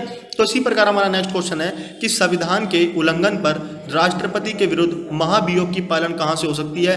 तो आपका राइट आंसर होगा संसद के किसी भी सदन में। तो संसद के किसी भी सदन में महाभियोग का पालन हो सकता है, ठीक है। जब राष्ट्रपति के विरुद्ध कोई भी महाभियोग प्रक्रिया लगाई जाती है, किस अनुच्छेद के तहत लगाई जाती है, तो अनुच्छेद है आपका 61वां, ठीक है। ये महाभियोग क्या होता है, कई स्टूडेंटों का क्वेश्चन होगा ये महाभियोग क्या है कि बार बार इस वर्ड का प्रयोग हो रहा है महाभियोग। महाभियोग क्या होता है दोस्तों, अगर कोई भी व्यक्ति, अगर जैसे राष्ट्रपति है, अगर मैं राष्ट्रपति का उदाहरण लेता हूं आपके सामने, अगर वह अपनी शक्तियों का दुरुपयोग कर रहा है, गलत प्रयोग कर रहा है, संविधान के विरुद्ध कर रहा है, तो क्या करते हैं, तो महाभियोग की प्रक्रिया चलाई जाती है 14 वर्ष के अंदर अंदर, ठीक है। तो उसके तहत हम महाभियोग के द्वारा ही राष्ट्रपति को उससे पद से हटा सकते हैं। ठीक है, तो इसे बोलते हैं महाभियोग की प्रक्रिया। ठीक है, तो संसद के किसी भी सदन में हो सकती है। नेक्स्ट है आपका कितने मौलिक कर्तव्य भारत के संविधान में दिए गए हैं, तो मैंने आपको ऊपर बताया था काफी डिटेल्स में। तो 11 मौलिक कर्तव्यों को लिया गया है भारत के संविधान में। और मौलिक कर्तव्य कहां से लिए गए, तो रूस से लिए गए हैं। किस अनुच्छेद में वर्णन है, मैं आपको दोबारा बता देता हूं, 51 का में वर्णन है मौलिक कर्तव्यों का।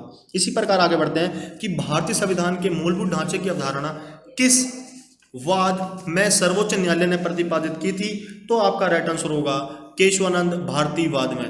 इस क्वेश्चन को आपको समझने के लिए थोड़ा सा समय लूंगा मैं आपका, क्योंकि इसमें 3 ऐसे केस आए थे और वेरी वेरी एमपी क्वेश्चन यहां से बनते हैं। कहां तक के, आईएएस लेवल तक के, यूपीएससी लेवल तक के, आईपीएस लेवल तक के यहां से क्वेश्चन बनते हैं। क्यों? क्योंकि जो ये 3 एक्ट जो आए थे वेरी वेरी एमपी एक्ट से, जहां से आपका क्वेश्चन बनना संभव है। तो मैं आपको थोड़ा डिटेल्स में लेकर जाता हूं।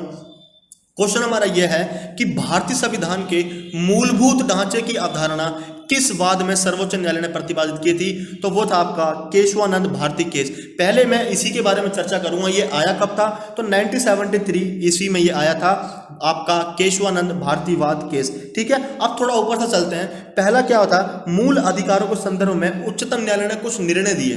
क्या बोला मैंने, जो मानव अधिकार हैं, जो हमारे मौलिक अधिकार हैं, उनके संदर्भ में उच्च न्यायालय ने कुछ समितियां दी, कुछ तथ्य दिए थे। उस तथ्यों को हम शेयर करते हैं। जैसा कि पहला जो केस आया था उसका नाम था शंकरी प्रसाद केस, जो कि आया था 1952 में। इसमें क्या हुआ था, तो उच्चतम न्यायालय ने निर्णय दिया कि अनुच्छेद 368 के तहत संसद मूल अधिकार सहित किस संविधान के किसी भी भाग में संशोधन कर सकती है।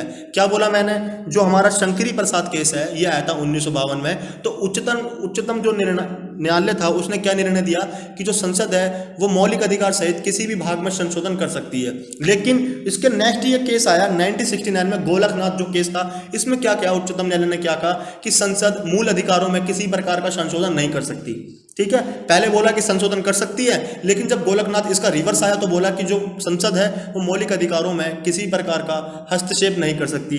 ठीक उसके बाद आया था आपका केशवानंद भारती वाद। ठीक है, ये 1973 में आया था। तब बोला, इसका जो अंतिम निर्णय यह आया था कि जो उच्चतम न्यायालय ने बोला कि संसद मौलिक अधिकारों में संशोधन तो कर सकती है, हेरफेर भी कर सकती है, लेकिन भारतीय संविधान के ढांचे में किसी प्रकार का परिवर्तन नहीं होना चाहिए। उसका जो संघीय ढांचा है वो वैसा का वैसा रहना चाहिए, इधर से उधर ना हो। ठीक है, तो ये था आपका केशवानंद भारती वाद। ठीक है, तो काफी डिटेल्स में गए हैं हम। इसी प्रकार आगे बढ़ते हैं कि संविधान की किस अनुसूची में दल बदल के आधार पर अयोग्यता के बारे में प्रावधान है, तो आपका राइट आंसर होगा 10वीं अनुसूची में। तो 10वीं अनुसूची में वर्णन है दल बदल।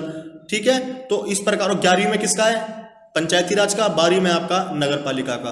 ठीक है, तो दल बदल जो है वो आपका 10वीं अनुसूची में मिलेगा। इसी प्रकार नेक्स्ट है आपका भारतीय न्यायिक व्यवस्था में जब जनहितवाद, जिसको बोलते हैं याचिका अर्थात PIL की शुरुआत हुई, उस समय भारत के सर्वोच्च न्यायालय के मुख्य न्यायाधीश कौन थे।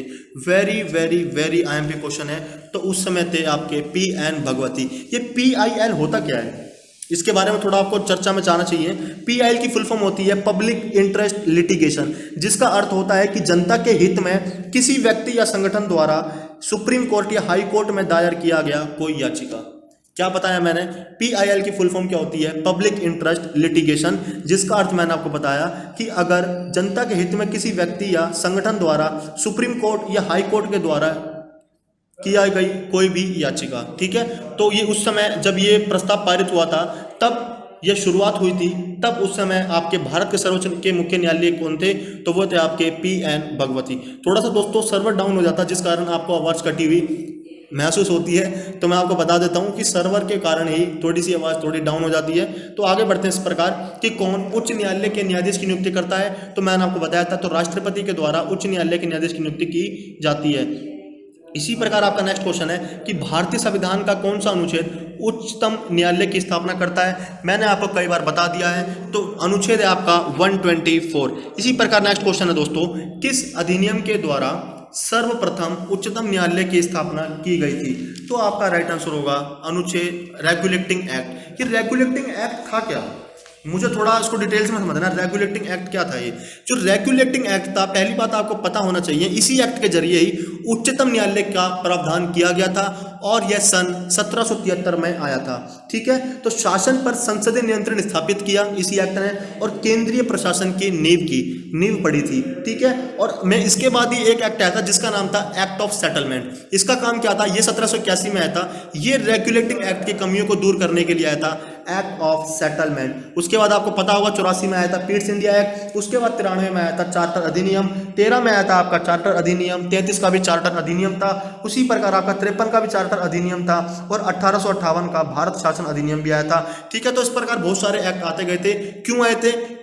क्योंकि भारतीय संविधान के निर्माण में ये सारे के सारे एक्ट सफल साबित हुए आगे जाकर। ठीक है, तो केवल आपको याद रखना है कि जो उच्चतम न्यायालय है इसकी स्थापना रेगुलेटिंग एक्ट के द्वारा की गई थी और ये आपका 1773 ईस्वी में आया था। और क्या क्या कह रहा था इसने? शासन पर जो नियंत्रण था वो संसद का आ गया था और केंद्रीय प्रशासन की नींव पड़ गई थी। ठीक है, तो यहाँ से आपको केवल यही पॉइंट्स याद रखने हैं। तो इसी प्रकार आगे बढ़ते हैं। किस राज्य की विधानसभाओं में 2 महिलाओं की नियुक्ति राज्यपाल कर सकता है? तो वह आपका जम्मू एवं कश्मीर। तो जम्मू एवं कश्मीर एक ऐसा राज्य है जहां पर विधानसभाओं में 2 महिलाओं की नियुक्ति की जा सकती है। ठीक है, तो जम्मू कश्मीर की राजधानी क्या है आपकी? जम्मू। ठीक है, तो इस प्रकार आगे बढ़ते हैं। अंडमान तथा निकोबार के मामले किस राज्य का हाईकोर्ट देखता है? तो वह आपका कलकत्ता हाईकोर्ट। जो कलकत्ता हाईकोर्ट है, जितने भी मामले होंगे अंडमान और निकोबार के, तो कलकत्ता हाईकोर्ट के अंतर्गत ही जाते हैं। और मैंने आपको बताया भी था कि जो आपका अंडमान और निकोबार है कब इस्टेब्लिश हुआ था? ये हमारा केंद्र शासित प्रदेश है, ये 1 नवंबर 1956 को इस्टेब्लिश हुआ था। इसी प्रकार हमारा नेक्स्ट है कि लोकसभा की कुल अधिकतम सदस्य संख्या कितनी हो सकती है? तो 552। ठीक है, तो 552 अधिकतम है, लेकिन वर्तमान समय 545 निर्धारित की गई है। तो नेक्स्ट है आपका कि भारतीय संविधान में कितनी अनुसूचियां हैं वर्तमान समय में? तो मैंने आपको बताया था 12 अनुसूचियां हैं। मैं 12 अनुसूचियों के बारे में आपको थोड़ा तथ्य बता देते हैं। जैसे कि प्रथम अनुसूची मैंने आपको बताया था कि भारत संघ और राज्य क्षेत्रों का विवरण है।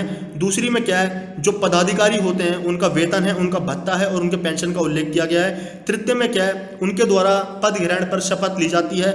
चौथे में आपका राज्यों और संघों का वर्णन और 5वीं में अनुसूचित क्षेत्र हैं। 6ठी में आपको मिलेगा असम, मेघालय, त्रिपुरा, मिजोरम राज्य के प्रशासन के बारे में उल्लेख। 7वीं में मिलेगा आपको केंद्र और राज्यों के बीच शक्तियों का बंटवारा।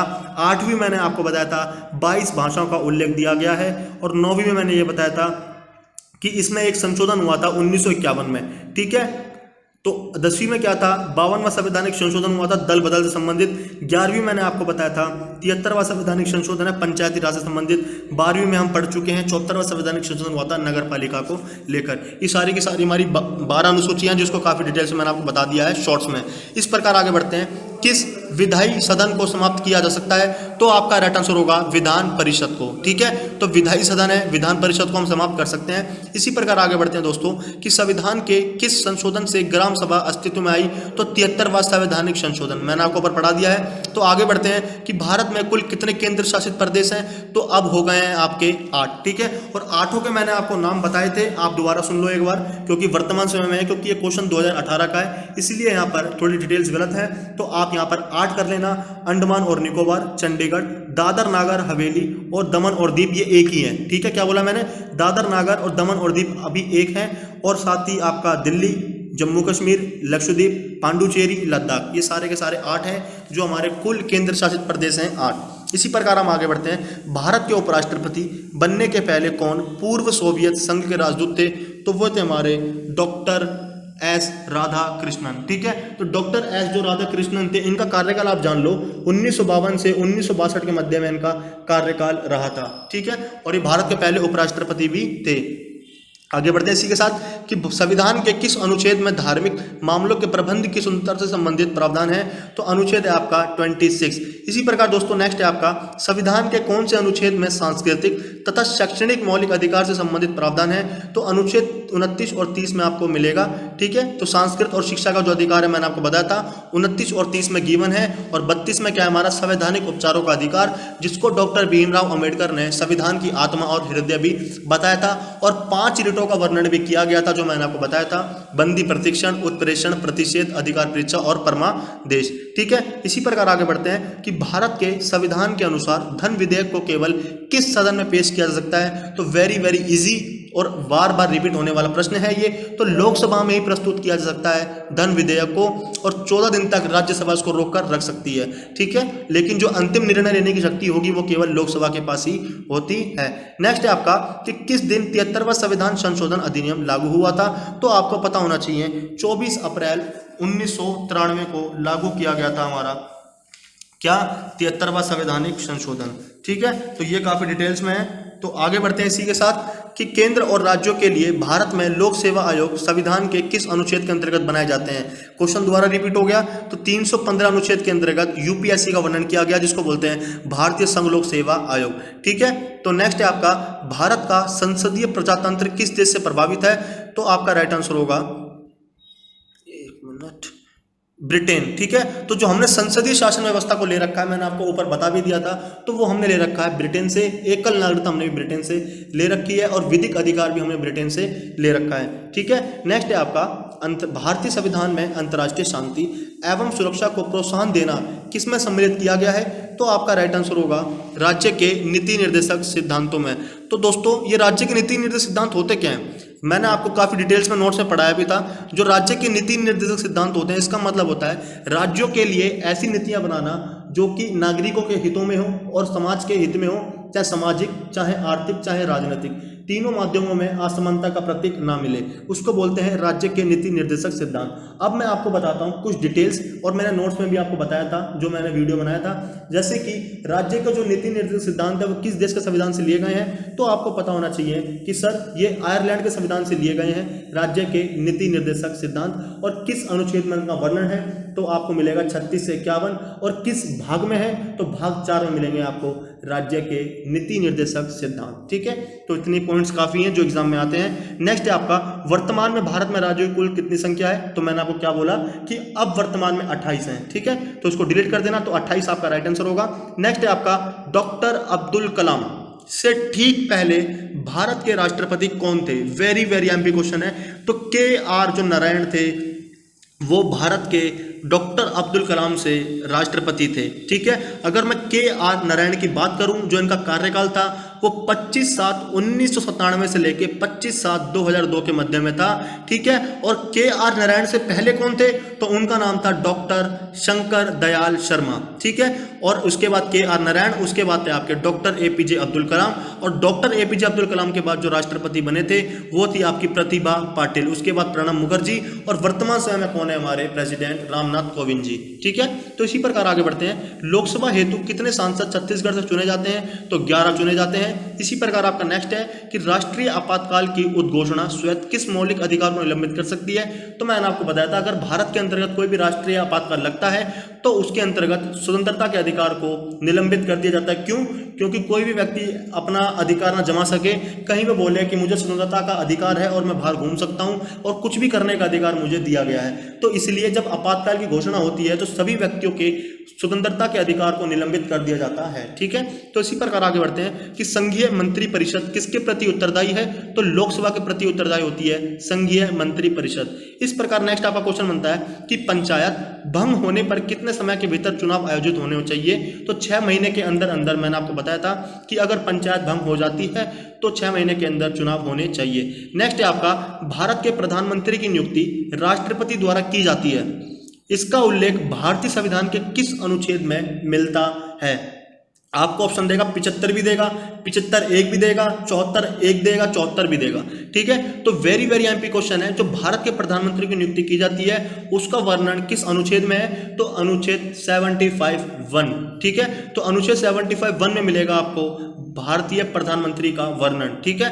तो इसी प्रकार आगे बढ़ते हैं दोस्तों कि पंचायत राज स्थापित करने वाले देश के पहले 2 राज्य कौन से थे, तो मैंने आपको बताया था वो थे आपके राजस्थान और दूसरा था आपका आंध्र प्रदेश, ठीक है। कब बने थे, 2 अक्टूबर 1959 को नागौर में, ठीक है। तो इस प्रकार आगे बढ़ते हैं। राष्ट्रपति और उपराष्ट्रपति दोनों के पद अगर रिक्त हो जाएं तो राष्ट्रपति के रूप में कार्य कौन करेगा, तो वो करता है भारत का मुख्य न्यायाधीश, ठीक है। अगर राष्ट्रपति भी खाली है, उपराष्ट्रपति का पद भी खाली है, तो राष्ट्रपति का जो पद है वो कौन संभालेगा, तो भारत का मुख्य न्यायाधीश। इसी प्रकार आपका नेक्स्ट क्वेश्चन है कि संविधान संशोधन के विधेयक को वीटो करने की राष्ट्रपति की शक्ति सहमति देनी होगी, शब्द से स्थापन करने किस संशोधन द्वारा छीन ली गई है? तो वह है आपका 24वां संवैधानिक संशोधन। ठीक है, तो वेरी वेरी एमपी क्वेश्चन है ये कि जो 24वां संवैधानिक संशोधन है इसमें क्या बताया कि जो संविधान है वो संशोधन के विधेयक को वीटो करने की राष्ट्रपति की शक्ति सहमति देनी होगी और शब्द से संस्थापन करने द्वारा छीन ली गई है 24वें संवैधानिक संशोधन के द्वारा। वेरी वेरी एमपी क्वेश्चन है, आपको ये संशोधन आपको याद करना है। संशोधन को बोलते हैं अमेंडमेंट या इंप्रूवमेंट भी आप बोल सकते हो या रेक्टिफिकेशन भी आप बोल सकते हो। ठीक है, तो इस प्रकार हम आगे बढ़ते हैं। पूर्ण रूप से भारतीय संविधान किस दिन लागू हुआ था? क्वेश्चन क्या बोला है? पूर्ण रूप से भारतीय संविधान कब लागू हुआ था? तो दोस्तों 26 जनवरी 1950 को लागू हुआ था। ठीक है, और बना कब था? 26 नवंबर 1950 को।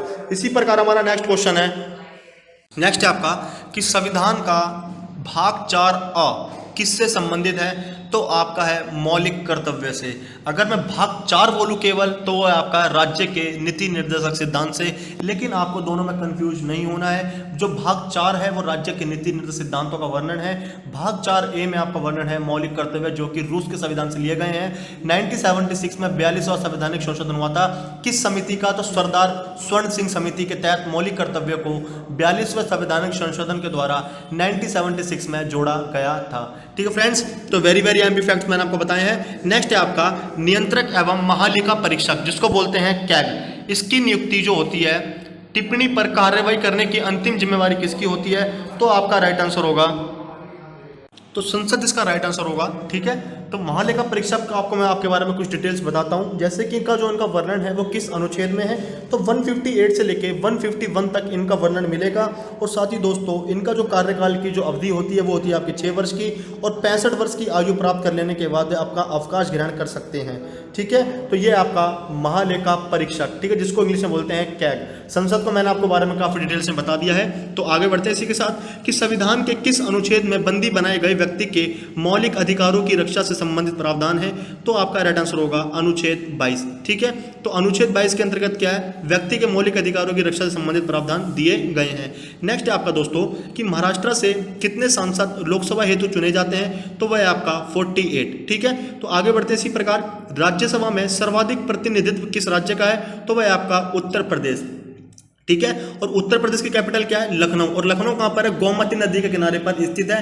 क्वेश्चन यहां से ये बनता है दोस्तों, यहां के सीएम है आपके योगी आदित्यनाथ जी, और यहाँ की जो गवर्नर है वो कौन है? आनंदीबेन पटेल। ठीक है, और भारत का जो पहला हाथी अस्पताल है कहाँ पर खोला गया है? वो मिलेगा आपको मथुरा में। ठीक है, तो इसी प्रकार आगे बढ़ते हैं कि स्वतंत्र भारत के पहले शिक्षा मंत्री कौन थे? ये क्वेश्चन दोबारा रिपीट हुआ, क्यों? क्योंकि ये क्वेश्चंस की जो संभावना है वो बार बार आती है और ये इंपॉर्टेंट क्वेश्चन भी है। तो मौलाना अबुल कलाम आजाद, और ऊपर ही हमने पढ़ा है। तो नेक्स्ट है आपका कि भारत में संविधान का संरक्षण किसे कहा गया है? तो सर्वोच्च न्यायालय। ठीक है फ्रेंड्स, तो नेक्स्ट आगे बढ़ते हैं। और सर्वोच्च न्यायालय गठन किस अनुच्छेद में है? तो 124 में। आगे बढ़ते हैं कि 42वें संवैधानिक संशोधन द्वारा वन, शिक्षा, वन्यजीव, जंतुओं और पक्षियों का संरक्षण नापतोल को किस सूची में स्थानांतरित किया गया? तो राज्य सूची से समवर्ती सूची में इसको स्थानांतरित कर दिया गया। किस संवैधानिक संशोधन के द्वारा? तो 42वां संवैधानिक संशोधन के द्वारा। और समवर्ती सूची कहां से ली गई है? ऑस्ट्रेलिया से। और समवर्ती सूची पर किसका अधिकार होता है? केंद्र और राज्य दोनों का। ठीक है, लेकिन आगे बढ़ते हैं कि संविधान के किस अनुच्छेद में चुनाव आयोग का उल्लेख है? तो अनुच्छेद 324 में है। और कब से कब तक है? 324 से 329 तक। ठीक है, तो आगे बढ़ते हैं कि भारत के राष्ट्रपति कितने सदस्यों को राज्यसभा हेतु नामांकित कर सकते हैं? तो 12 सदस्य नामांकित किए जाते हैं राज्यसभा के लिए राष्ट्रपति के द्वारा। ठीक है, नेक्स्ट है आपका प्रथम लोकसभा स्पीकर का नाम क्या था? वेरी वेरी एमपी क्वेश्चन है। गणेश वासुदेव मावलंकर। गणेश वासुदेव मावलंकर नाम था प्रथम लोकसभा स्पीकर का नाम। ठीक है दोस्तों, नेक्स्ट है आपका सुप्रीम कोर्ट में न्यायाधीशों की वर्तमान स्वीकृत संख्या कितनी है? तो 31 है। एक मुख्य न्यायाधीश और 30 अन्य न्यायाधीश होते हैं। ठीक है, इसी प्रकार आगे बढ़ते हैं। संविधान के किस अनुच्छेद में अनुचित जातियां तथा अनुसूचित जनजातियों के लिए आरक्षण का प्रावधान है? तो आपका राइट आंसर होगा अनुच्छेद 335 के तहत। ठीक है, तो नेक्स्ट है आपका कि संविधान के किस अनुच्छेद के तहत वित्तीय आपातकाल लगाया जा सकता है, तो मैंने आपको 3 आपातकाल बताए थे, 352, 356 और 360। जो वित्तीय आपातकाल है भारत में आज तक कभी भी नहीं लगाया गया है और भारत में आज तक 3 आपातकाल लगाए गए हैं। 1962 का भारत चीन युद्ध, 71 में भारत पाकिस्तान का युद्ध और 1975 में जब इंदिरा गांधी जी की मृत्यु हो गई थी। ठीक है, तो वित्तीय आपातकाल लगाया जाता 360 में, लेकिन भारत में अभी तक वित्तीय आपातकाल की घोषणा नहीं हुई है। नेक्स्ट है आपका, किसके हितों के संरक्षण के लिए संविधान की 5वीं तथा 6ठी अनुसूची का उपबंध है, तो अनुसूचित जनजातियों से संबंधित है आपके संविधान की 5वीं और 6ठी अनुसूची। ठीक है, और नेक्स्ट है आपका, प्राक्कलन समिति में सदस्यों की संख्या कितनी होती है, तो वो होती है आपकी 30, और 30 के जो 30 सदस्य होते हैं वो कहाँ के होते हैं, लोकसभा के।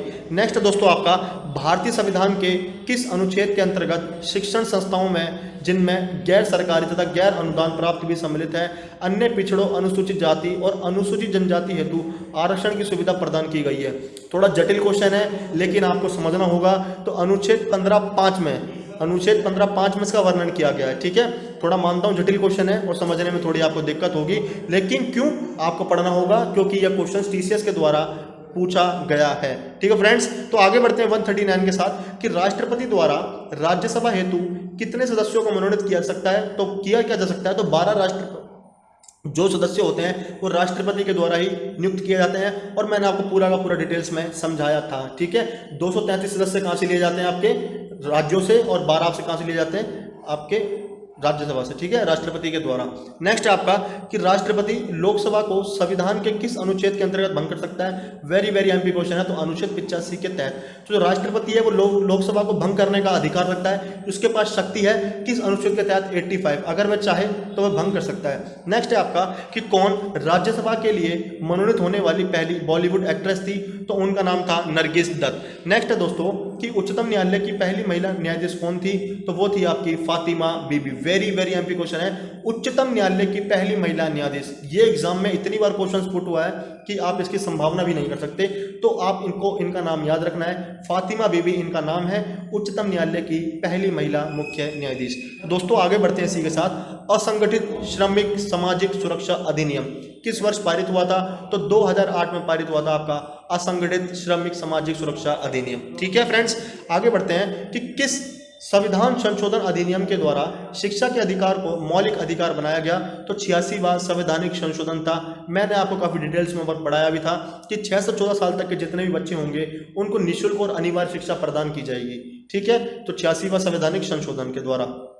ठीक है, और राइट टू एजुकेशन का अधिकार मिला है 21 का के तहत। नेक्स्ट है आपका कि राज्यपाल सोने के पिंजरे में निवास करने वाली चिड़िया के समतुल्य है, ये किसने कहा था। वेरी वेरी एमपी क्वेश्चन है कि जो राज्यपाल होता है वो सोने के पिंजरे में निवास करने वाली चिड़िया के समतुल्य है, इसकी तुलना की गई है, तो ये कहा था सरोजिनी नायडू। और इस सरोजिनी नायडू है कौन, ये भारत की पहली उत्तर प्रदेश की वो थी राज्यपाल। ठीक है, और ये उत्तर प्रदेश की थी। ठीक है, सरोजिनी नायडू। नेक्स्ट है आपका कि किस तिथि को मानव अधिकार संरक्षण अधिनियम 1993 में लागू किया गया था, तो 28 सितंबर 1993 को। ठीक है फ्रेंड्स, आगे बढ़ते हैं कि किसे एक राज्य को संघ में सम्मिलित करने अथवा नए राज्यों की स्थापना करने की कार्यपालिका शक्ति प्राप्त है। मैंने आपको बताया था जो हमारा सांसद है उसको यह अधिकार प्राप्त है कि किसी भी नए राज्यों का निर्माण करना, किसी भी राज्य की सीमा को बढ़ाना, किसी भी राज्य की सीमा को घटाने का जो अधिकार है वो भारतीय संसद के पास है। और जो भारतीय संसद है उसका वर्णन 79 अनुच्छेद में है। और जो हमारी भारतीय संसद होती है वो राष्ट्रपति, राज्यसभा और लोकसभा से मिलकर बनकर बनती है। ठीक है, इसी प्रकार हमारा नेक्स्ट क्वेश्चन है कि किस वर्ष आतंकवाद निरोधक अधिनियम पोटा लागू हुआ था। वेरी वेरी एमपी क्वेश्चन है, तो सन 2002 में ये पोटा को लागू किया था जिसका नाम था आतंकवाद निरोधक अधिनियम। ठीक है, तो 2002 में आपको याद करना है, डिटेल्स में नहीं जाएंगे ज़्यादा। नेक्स्ट है आपका कि सर्वोच्च न्यायालय के एक फैसले के अनुसार संविधान ने किस अनुच्छेद का उल्लंघन आईटी अधिनियम की धारा 66A करती है, तो वह अनुच्छेद है आपका 19(1). ठीक है, तो अनुच्छेद 19(1) में ही सर्वोच्च न्यायालय के एक फैसले के अनुसार संविधान 19(1) के उल्लंघन आईटी अधिनियम की धारा तय करती है 66A। ठीक है फ्रेंड्स, नेक्स्ट है आपका आंध्र प्रदेश से लोकसभा हेतु कितने सांसद चुने जाते हैं, तो 25।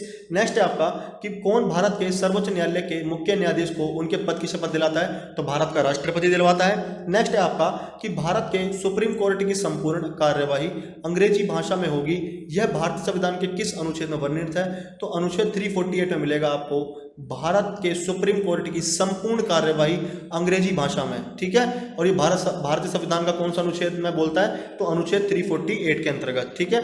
नेक्स्ट है आपका दोस्तों वेरी वेरी एमपी क्वेश्चन 152 ध्यान रखना। नेक्स्ट है आपका कि किसकी अध्यक्षता के अंतर्गत पंचायत राज की जांच करने के लिए वर्ष 1977 में एक सरकारी समिति गठित की गई थी, तो वो थी आपकी अशोक मेहता समिति, ठीक है फ्रेंड्स। नेक्स्ट है आपका कि किस वर्ष नागरिक अधिकार संरक्षण अधिनियम सर्वप्रथम लागू हुआ था, तो वो था आपका 1955 में, ठीक है। नेक्स्ट है आपका संविधान का 52वां संशोधन किससे संबंधित था, तो मैंने आपको डिटेल से बताया भी था। जो भारत में सर्वप्रथम जो संशोधन हुआ था वो था आपका दल बदल से, नहीं दल बदल क्या था, ये 52वां संविधान संशोधन हुआ था, लेकिन जो भारत में सर्वप्रथम संशोधन हुआ था वो था आपका भूमि सुधारों से, ठीक है, ये 1951 में हुआ था। और नेक्स्ट है आपका और किस अनुसूची में है, तो ये मिलेगा आपको 10वीं अनुसूची में दल बदल, ठीक है। तो नेक्स्ट है आपका किस संविधान संशोधन अधिनियम द्वारा लोकसभा के कार्यकाल को 6 वर्ष से घटाकर 5 वर्ष किया गया। Very very very important question है। तो 44वां संवैधानिक संशोधन था जिसमें लोकसभा के जो कार्यकाल था उसका 6 वर्ष से घटाकर 5 वर्ष कर दिया गया था। नेक्स्ट है दोस्तों कि बलवंत राय मेहता समिति तथा अशोक मेहता समिति का संबंध किससे है, तो पंचायती राज से संबंधित है आपका बलवंत राय मेहता समिति और अशोक मेहता समिति, ठीक है। ये आपको याद रखना है और आपको डिटेल से मैंने ऊपर बता भी दिया है। इसी प्रकार जो हमारा नेक्स्ट क्वेश्चन बनता है दोस्तों कि संविधान के किस अनुच्छेद द्वारा लोक सेवाओं का संरक्षण प्रदान किया गया है, तो अनुच्छेद 311 में लोक सेवाओं का संरक्षण मतलब प्रोटेक्शन प्रदान की गई है, ठीक है। तो आर्टिकल किसमें 311 में, ठीक है। नेक्स्ट है आपका कि भारत में कौन सी मतदान पद्धति लोकसभा तथा विधानसभा के चुनावों में अपनाई गई है, तो उसका नाम है फर्स्ट पास्ट द पोस्ट पद्धति, ठीक है फ्रेंड्स। तो ये क्वेश्चन थोड़ा घुमावदार है, थोड़ा जटिल है, लेकिन ये क्वेश्चंस एग्जाम में उपस्थित किया गया था। नेक्स्ट है आपका किस अनुच्छेद में शोषण के विरुद्ध अधिकार से संबंधित प्रावधान किए गए हैं, तो मैंने आपको डिटेल में बताया भी था 23-24 में शोषण का विरुद्ध अधिकार मिलेगा। नेक्स्ट है आपका कि भारत के राष्ट्रपति बनने से पहले कौन लोकसभा के स्पीकर भी रहे थे, तो उनका नाम था Neelam Sanjiva Reddy. Very very imp question है कि ये भारत के राष्ट्रपति बनने से पहले लोकसभा के स्पीकर भी थे, ठीक है। तो नेक्स्ट है आपका किसके द्वारा राज्य मानवाधिकार आयोग के अध्यक्ष तथा सदस्यों की नियुक्ति की जाती है, तो दोस्तों राज्यपाल के द्वारा नियुक्ति की जाती है, ठीक है। नेक्स्ट है आपका किसने संविधान की ड्राफ्टिंग समिति के आगे प्रस्तावना प्रस्तावित की थी, तो वह आपके जवाहरलाल नेहरू। तो जवाहरलाल नेहरू ने ही ड्राफ्टिंग समिति के आगे प्रस्तावना प्रस्तावित की थी। और प्रस्तावना क्या होता है, जैसे कि कोई बुक्स होती है, मैं आपको एग्जांपल के माध्यम से समझाता हूं। जैसे कि बुक में आपने देखा होगा इंडेक्स, उसे ही सरल भाषा में बोला जाए तो प्रस्तावना कहते हैं, ठीक है। तो इंग्लिश में बोलते हैं प्रीएम्बल। तो हम एक पेज में पढ़कर बता सकते हैं कि उस बुक के अंदर क्या क्या है और कितने चैप्टर्स हैं, ठीक है। तो वो होती है हमारी प्रस्तावना। नेक्स्ट है आपका लोकसभा में कितने सांसद छत्तीसगढ़ से चुने जाते हैं, तो 11 सांसद मिलेंगे आपको। नेक्स्ट है दोस्तों कि भारतीय संसद को नया राज्य बनाने का अधिकार संविधान के किस अनुच्छेद के तहत है, तो अनुच्छेद 3 में मिलेगा आपको, ठीक है। तो आर्टिकल 3 में क्या वर्णन किया गया है कि भारतीय संसद नया राज्य बनाने का अधिकार है, तो ये अनुच्छेद 3 में वर्णन किया गया है, ठीक है। नेक्स्ट है आपका कि किसने कार्यों का जो वर्णन है, किसके कार्यों का वर्णन संविधान की 12वीं अनुसूची में है, तो म्युनिसिपल कॉर्पोरेशन, ठीक है। तो म्युनिसिपल कॉर्पोरेशन का वर्णन है 12वीं अनुसूची में, बोले तो नगर पालिका, ठीक है। नेक्स्ट है दोस्तों कि लोकसभा में यदि एंग्लो इंडियन का प्रतिनिधित्व नहीं है, तो राष्ट्रपति अधिकतम कितने सदस्य मनोनीत कर सकता है, तो वह है आपके 2। नेक्स्ट है आपका कि भारत में किस राज्य की 1947 के बाद प्रथम महिला गवर्नर कौन थी, तो वो थी आपकी सरोजनी नायडू, ठीक है फ्रेंड्स। आगे बढ़ते हैं इसी प्रकार कि जब कोई राज्य राष्ट्रपति शासन के अंतर्गत होता है तब उस राज्य का बजट कौन पारित करता है, तो संसद के द्वारा उस राज्य के बजट को पारित किया जाता है जब कोई राज्य राष्ट्रपति शासन के अंतर्गत हो, ठीक है। और संसद के बारे में मैंने आपको डिटेल से पढ़ा दिया है। इसी प्रकार हमारा नेक्स्ट क्वेश्चन ये बनता है कि भारतीय संविधान के किस अनुच्छेद के अंतर्गत जनजातीय कल्याण के विशेष अनुदान का प्रावधान किया गया है, तो वह अनुच्छेद है आपका 275, ठीक है फ्रेंड्स। नेक्स्ट है आपका कि संविधान सभा की प्रारूप समिति, इंग्लिश में बोलते हैं ड्राफ्टिंग कमेटी, के अध्यक्ष BR अम्बेडकर थे। बिल्कुल सही बात है। इस समिति के सदस्यों की संख्या कितनी थी, क्वेश्चन ये पुट किया गया, इनने बता दिया जो भारतीय संविधान के प्रारूप समिति के अध्यक्ष कौन थे, डॉक्टर भीमराव अम्बेडकर। लेकिन जब उन्होंने समिति बनाई तो उसके सदस्यों की जो सीमा थी वो कितनी रखी गई थी, तो 7 सदस्य थे, ठीक है। संचालन समिति के अध्यक्ष कौन थे, तो वो थे हमारे डॉक्टर राजेंद्र प्रसाद, ठीक है फ्रेंड्स। आगे बढ़ते हैं इसी के साथ। किस संविधान संशोधन अधिनियम द्वारा 9वीं अनुसूची भारतीय संविधान में स्थापित की गई? तो पहला संविधान संशोधन था, पहला संविधान जो संशोधन था वो मैंने आपको बता दिया था, ये था आपका भूमि सुधार से। ठीक है, तो पहला भारत में संविधान संशोधन हुआ था 1951 में। नेक्स्ट है आपका नियंत्रक एवं महालेखा परीक्षक कि टीका टिप्पणी पर उचित कार्रवाई करने की अंतिम जिम्मेदारी किसकी होती है? आपको राष्ट्रपति भी ऑप्शन में देगा और आपको राष्ट्रपति विकल्प को नहीं चुनना, तो उसका राइट आंसर है संसद। तो संसद के द्वारा ही नियंत्रक महालेखा परीक्षक की टिप्पणी का जो उचित कार्रवाई है, अंतिम जिम्मेवारी संसद के पास ही होती है। और नियंत्रक और महालेखा जो परीक्षक की जो मैंने आपको बताया था किस अनुच्छेद में वर्णन है, तो अनुच्छेद 148 से 151 में, और कार्यकाल होता है इनका 6 वर्ष का। नियुक्ति राष्ट्रपति के द्वारा की जाती है। ठीक है, नेक्स्ट है आपका कि सर्वप्रथम किस राज्य का गठन भाषाई आधार पर हुआ था? तो वो था आपका आंध्र प्रदेश 1953 में। नेक्स्ट है आपका अनुच्छेद 15(4) तथा अनुच्छेद 16(4) किसके कल्याण से संबंधित है? तो पिछड़ा वर्ग कल्याण से संबंधित है आपका अनुच्छेद 15(4) और अनुच्छेद 16(4). ठीक है फ्रेंड्स, नेक्स्ट आपका क्वेश्चन ये बनता है कि भारत का मैग्ना कार्टा संविधान के किस भाग को कहा जाता है? तो आपका राइट आंसर होगा भाग 3 को। तो भाग 3 को बोलते हैं हम भारत का मैग्ना कार्टा। ठीक है फ्रेंड्स, और भाग 3 में क्या है? मौलिक अधिकारों का वर्णन है, जो कि भारत किसके संविधान से लिए गए हैं? तो अमेरिका के संविधान से लिया गया है। नेक्स्ट है आपका कि संघीय सूची में समाविष्ट विषयों की संख्या कितनी है? तो 97 है। नेक्स्ट है आपका कि संविधान की किस सूची के अंतर्गत शिक्षा को रखा गया है? तो संवर्ती सूची में रख दिया गया है शिक्षा को। ठीक है, पहले किस में था? ये राज्य सूची के पास था, लेकिन इसको स्थानांतरित कर दिया गया, अब ये संवर्ती सूची में आ गई है शिक्षा। क्यों? क्योंकि इसमें केंद्र और राज्य दोनों का ध्यान रहे। नेक्स्ट है दोस्तों कि लोकसभा की संपूर्ण संख्या के अनुपात में प्रधानमंत्री सहित मंत्रियों की अधिकतम संख्या कितनी हो सकती है? तो 15%। ठीक है, क्वेश्चन थोड़ा घुमावदार बनाया गया था टीसीएस के द्वारा, तो इस प्रकार से भी आप देख सकते हैं क्वेश्चंस को पुट किया जा रहा है। नेक्स्ट है आपका कि किस लोकसभा सीट का प्रतिनिधित्व प्रधानमंत्री नरेंद्र मोदी कर रहे हैं? तो वाराणसी से।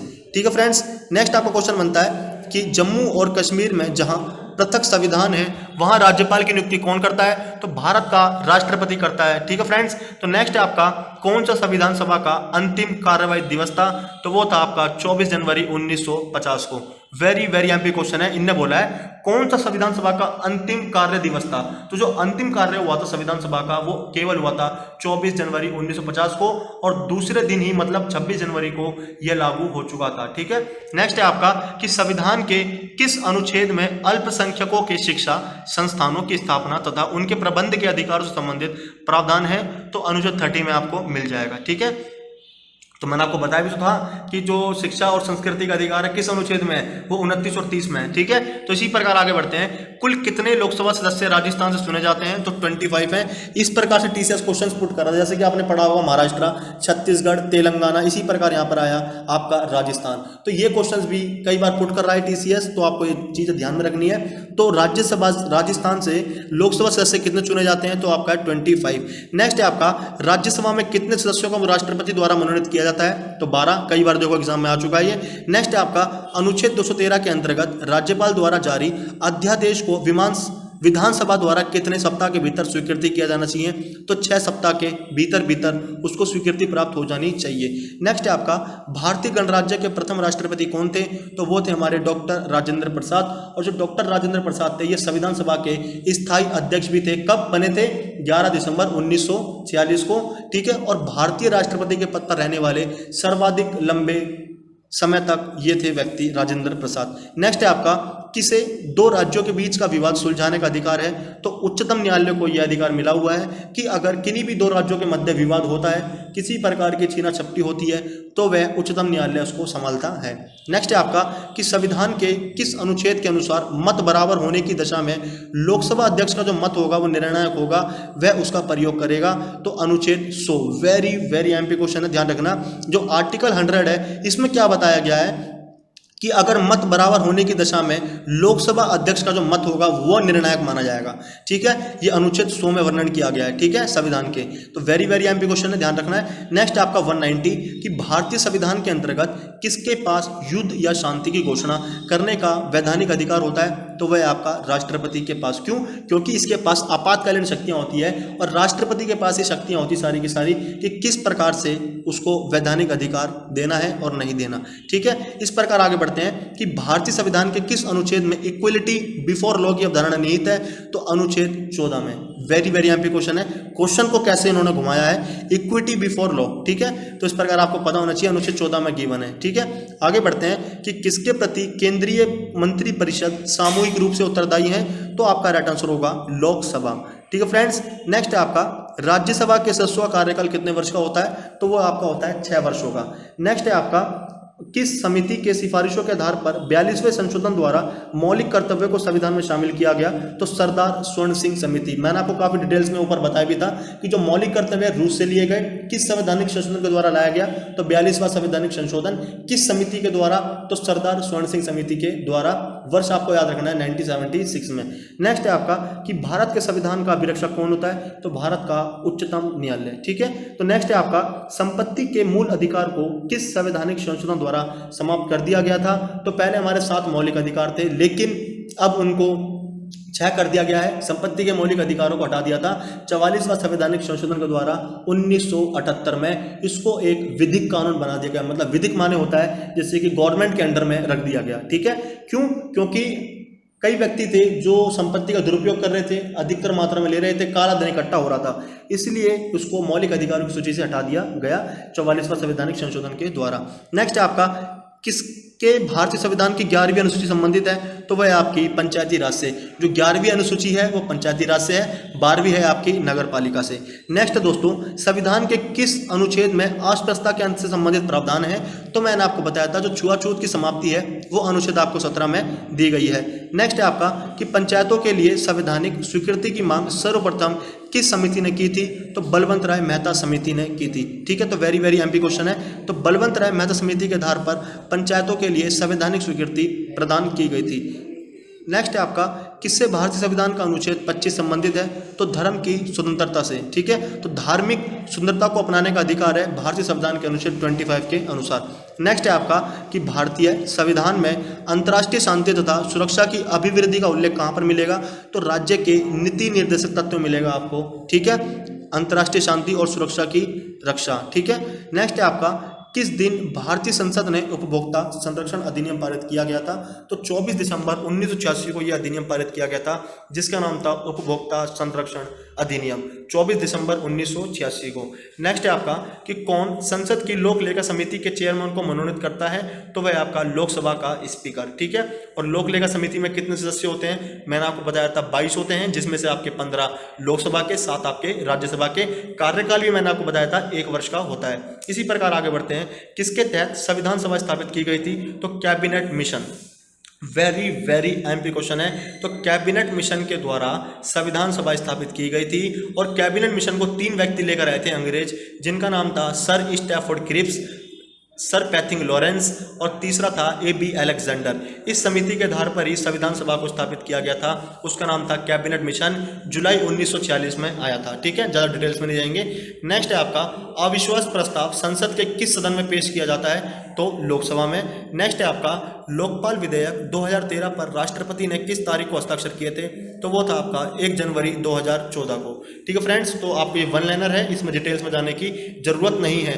जहाँ तक डिटेल्स में जाना चाहिए, जहाँ से क्वेश्चन बनता है, वो मैं आपके समक्ष प्रस्तुत डेफिनेटली करूंगा, ठीक है। तो इसी प्रकार आपका नेक्स्ट क्वेश्चन है कि भारत में प्रेस की स्वतंत्रता को संविधान का कौन सा अनुच्छेद सुनिश्चित करता है, तो अनुच्छेद है आपका 19, ठीक है। तो प्रेस की स्वतंत्रता का जो अनुच्छेद है वो आपको 19 में मिल जाएगा। नेक्स्ट है आपका कि किस एक्ट द्वारा भारत का उच्च न्यायालय स्थापित किया गया था, तो वेरी वेरी एमपी क्वेश्चन, और डिटेल्स में मैंने आपको बताया था कि रेगुलेटिंग एक्ट के द्वारा ही 1773 में भारत का उच्चतम न्यायालय स्थापित किया गया था, और केंद्र में जो शासन की प्रणाली स्थापित की गई थी, साथ ही केंद्र पर जो शासन था वो संसद का आ गया था, ठीक है। नेक्स्ट है आपका किस स्थिति में संसद को राज्य सूची के किसी भी विषय पर कानून बनाने का अधिकार मिल जाता है, तो आपातकाल में मिल जाता है, ठीक है। अगर कोई आपातकालीन व्यवस्था है तो राज्य सूची के किसी भी विषय पर संसद कानून बना सकती है, ठीक है फ्रेंड्स। आगे बढ़ते हैं, अनुसूचित जाति अनुसूचित जनजाति अत्याचार निवारण अधिनियम 1989 की किस धारा में अग्रिम जमानत प्रतिबंधित है, तो धारा है आपकी 18, ठीक है। वेरी वेरी एमपी क्वेश्चन है, ये भी आपको याद रखना है। इसी प्रकार आगे बढ़ते हैं 211 के साथ, किस राज्य लोक सेवा आयोग के कार्यों को किसके अनुमोदन से यूपीएससी को सौंपा जा सकता है, तो वह आपका भारत के राष्ट्रपति, ठीक है फ्रेंड्स। नेक्स्ट है आपका कौन संविधान सभा के पहले अध्यक्ष थे, तो वह है डॉक्टर सच्चिदानंद सिन्हा, और आपको मैंने और ये अस्थायी अध्यक्ष थे जिसको बोलते हैं टेम्पररी मेंबर। ठीक है, इसी प्रकार आगे बढ़ते हैं। नेक्स्ट है आपका, किस देश के संविधान से भारतीय संविधान में उल्लेखित स्वतंत्रता, समानता और बंधुत्व की संकल्पना प्रेरित है? तो फ्रांस के संविधान से लिया गया है स्वतंत्रता, समानता, बंधुत्व की संकल्पना को। ठीक है, जर्मनी से क्या लिया हमने? आपात उपबंध। दक्षिण अफ्रीका की बात करूंगा तो संशोधन प्रक्रिया, और आप मूल कर्तव्यों की बात करूंगा तो रूस से। मौलिक अधिकार कहां से लिया हमने? अमेरिका से। ठीक है, फ्रांस से मैंने आपको बता दिया है स्वतंत्रता, समानता और बंधुत्व की प्रक्रिया। कनाडा से हमने लिया है संघात्मक व्यवस्था। ये सारी की सारी चीजें आपको पता होना चाहिए डिटेल्स। और ब्रिटेन की संविधान से हमने क्या लिया है? एकल नागरिकता, संसदीय शासन व्यवस्था, विधिक प्रणाली। ठीक है, ये सारी की सारी हमने ली है ब्रिटेन से। नेक्स्ट है आपका, कम से कम कितने न्यायाधीश संवैधानिक मामलों की सुनवाई करने वाली सर्वोच्च न्यायालय की पीठ में होनी चाहिए? तो होनी चाहिए दोस्तों 5। ठीक है, इसी प्रकार आपका नेक्स्ट क्वेश्चन है, सिक्किम किस वर्ष भारतीय संघ का 22वां राज्य बना था? तो 1975 में बनाया गया था। लेकिन दोस्तों क्वेश्चन ये पूछ होता है कि किस संवैधानिक संशोधन के अंतर्गत बनाया गया था? तो 36वां संवैधानिक संशोधन के अंतर्गत सिक्किम को भारतीय संघ का 22वां राज्य सन 1975 में बनाया गया था, और गोवा को 56वां संवैधानिक संशोधन के द्वारा, और दिल्ली को 69वां संवैधानिक संशोधन के द्वारा। ये जो 3 मैंने आपको बताए हैं ये एग्जाम में हर बार उपस्थित होते हैं। ठीक है फ्रेंड्स, तो आपको याद रखना है। इसी प्रकार आगे बढ़ते हैं। क्वेश्चन है कि किस संविधान संशोधन के द्वारा मंत्री परिषद के आकार को परिमित किया गया था? तो आपका राइट आंसर होगा 91वां संशोधन। तो दोस्तों 91वां संशोधन के द्वारा मंत्री परिषद के आकार को परिमित किया गया था। नेक्स्ट आपका क्वेश्चन है, किस अनुच्छेद के तहत राज्यों में राष्ट्रपति शासन लगाया जाता है? तो मैंने आपको बताया था कि राज्य के अंतर्गत अगर कोई भी संवैधानिक तंत्र असफल होता है तो वहां पर हम 356 अनुच्छेद को लगाते हैं। और 352 कहां पर लगता है आपका? जब देश के बाहर कोई भी भारी आक्रमण, युद्ध होता है, वहां पर अगर कोई तंत्र असफल होता है तो वहां पर हम लगाते हैं राष्ट्रपति शासन। ठीक है फ्रेंड्स, नेक्स्ट है आपका कि राष्ट्रपति संविधान के किस अनुच्छेद के अंतर्गत लोकसभा को भंग कर सकता है? तो ये क्वेश्चन हमने ऊपर ही पढ़ा था। तो अनुच्छेद 85 के तहत जो राष्ट्रपति है वो संविधान के लोकसभा को भंग कर सकता है। ठीक है फ्रेंड्स, नेक्स्ट है आपका कि किस तारीख को भारतीय संघ का 29वां राज्य तेलंगाना को अस्तित्व में आया था? तो मैंने आपको बताया था कि पहले तो हम ये पढ़ लेते हैं कि 29वां राज्य कब बना था तेलंगाना। तो 2 जून 2014 को बन गया था। किस राज्य से अलग होकर? तो आंध्र प्रदेश राज्य से होकर ये तेलंगाना अस्तित्व में आ गया था।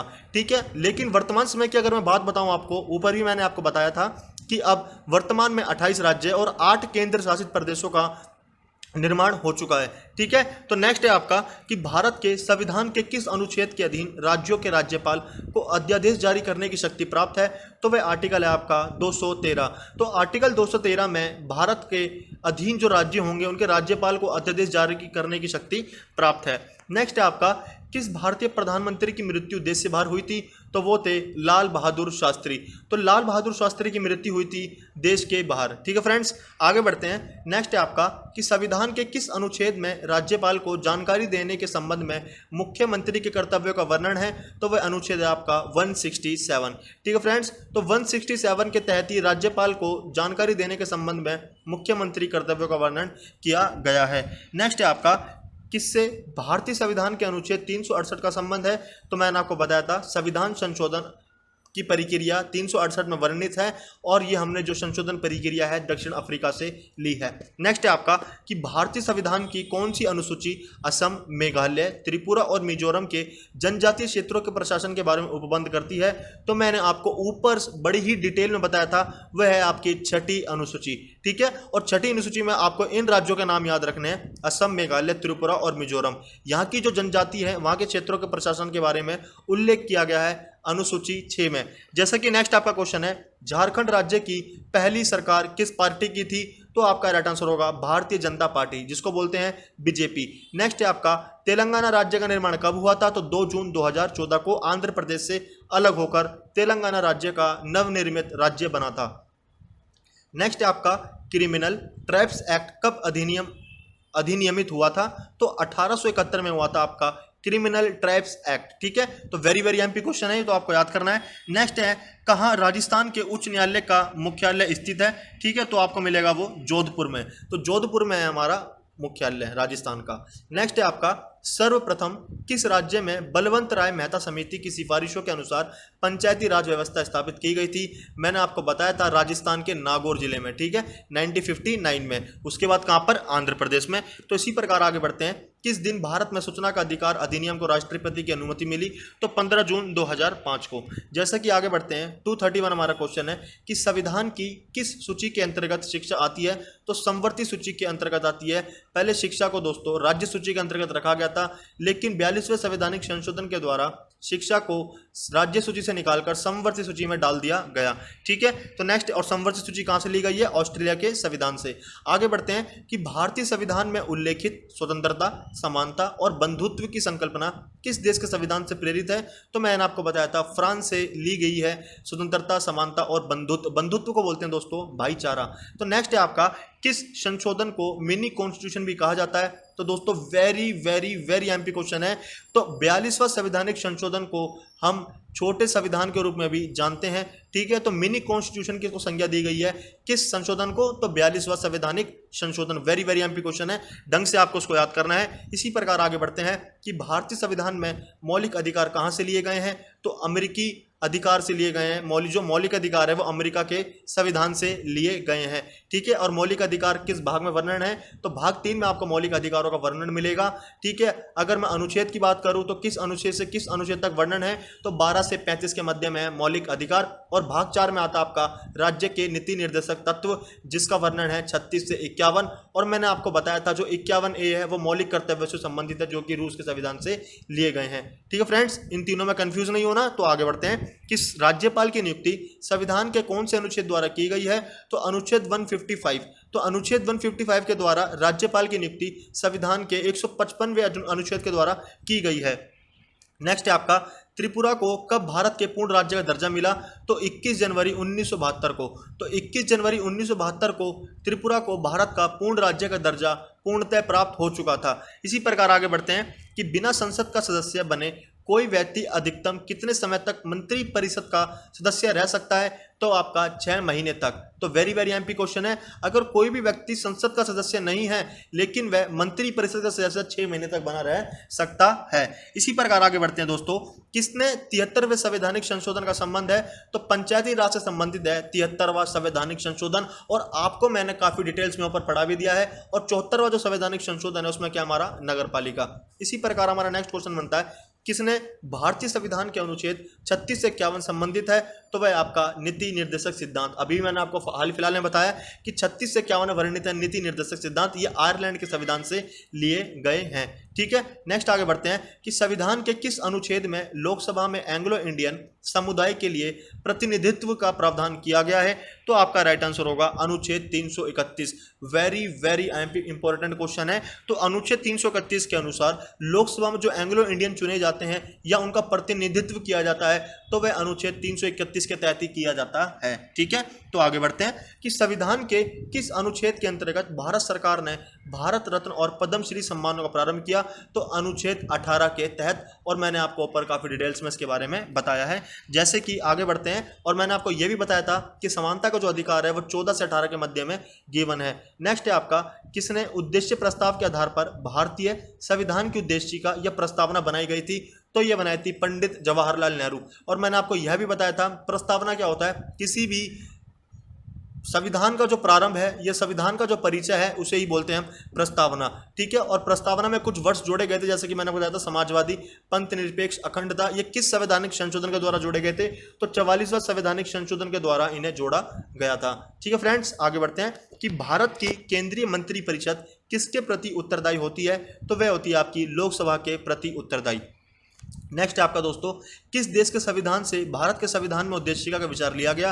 तो मैंने आपको बताया था संयुक्त राज्य अमेरिका से लिया गया था उद्देशिका का विचार। ठीक है फ्रेंड्स, आगे बढ़ते हैं। और संयुक्त राज्य अमेरिका हमने क्या लिया था? मौलिक अधिकार भी लिए थे संयुक्त राज्य अमेरिका से। और साथ ही दोस्तों राष्ट्रपति और उपराष्ट्रपति का पद भी हमने लिया था। और महाभियोग की प्रक्रिया, और साथ ही मैं आपको बता दूं सर्वोच्च न्यायालय का गठन, ये सारा का सारा हमने लिया है अमेरिका से। ठीक है, तो आगे बढ़ते हैं इसी के साथ कि सिक्किम किस वर्ष भारत का 22वां राज्य बना था? और यह क्वेश्चन हमने ऊपर भी पढ़ा था काफी डिटेल्स में। तो 1975 में बना था आपका सिक्किम भारत का 22वां राज्य। साथ ही मैं आपको डिटेल्स में और बता देता हूं एक बार और, कौन सा संवैधानिक संशोधन था? तो 36वां संवैधानिक संशोधन किया गया था। अगर गोवा का पूछता है तो 56वां संवैधानिक संशोधन था। और दिल्ली का है आपका 69वां संवैधानिक संशोधन। ठीक है फ्रेंड्स, आगे बढ़ते हैं। कौन भारत की संविधान सभा के संवैधानिक सलाहकार थे? Very very most important question है। ये एग्जाम एसएससी स्टेनो में पूछा गया था, तो BN राव इनका नाम है। ये कौन थे? ये संविधान सभा के संवैधानिक सलाहकार थे। सलाह देने का जो काम था वो था BN राव का। वेरी वेरी वेरी IMP नाम है, आपको याद करना है। इसी प्रकार दोस्तों आगे बढ़ते हैं कि सर्वोच्च न्यायालय के मुख्य न्यायाधीशों को उसके पद की शपथ कौन दिलाता है? तो वो दिलाता है राष्ट्रपति। ठीक है, तो आगे बढ़ते हैं कि भारतीय संविधान के किस अनुच्छेद में 42वें संविधान संशोधन द्वारा मूल कर्तव्य को सम्मिलित किया गया? तो मैंने आपको काफी डिटेल से बता दिया है, आर्टिकल 51A या 51 का, जिस तरीके से आपको सुटेबल लगे आप उसको लिख सकते हैं। ठीक है, तो मूल कर्तव्य का किस अनुच्छेद में वर्णन है? तो 51 का में, और कहां से लिए हैं? रूस के संविधान से। आगे बढ़ते हैं कि किस संविधान संशोधन के द्वारा मंत्रिपरिषद के आकार को परिमित किया गया था?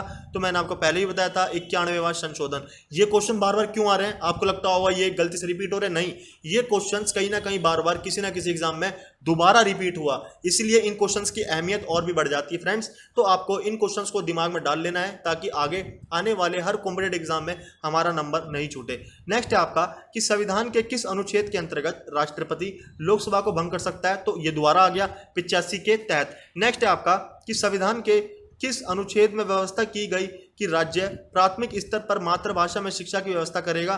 तो यह है अनुच्छेद 350A। ठीक है, और आगे बढ़ते हैं इसी के साथ। कौन गुजरात की पहली महिला मुख्यमंत्री थी? तो वो थी आपकी आनंदीबेन पटेल। ठीक है, तो गुजरात की पहली महिला CM कौन थी? आनंदीबेन पटेल। इसी प्रकार हमारा 253वां क्वेश्चन है कि 16वीं लोकसभा हेतु आम चुनाव किस वर्ष संपन्न हुए थे? तो वर्ष 2014 में। थोड़ा आंकड़ा पुराना है, आप इसको पढ़ भी सकते हैं और आप इसको स्किप भी कर सकते हैं।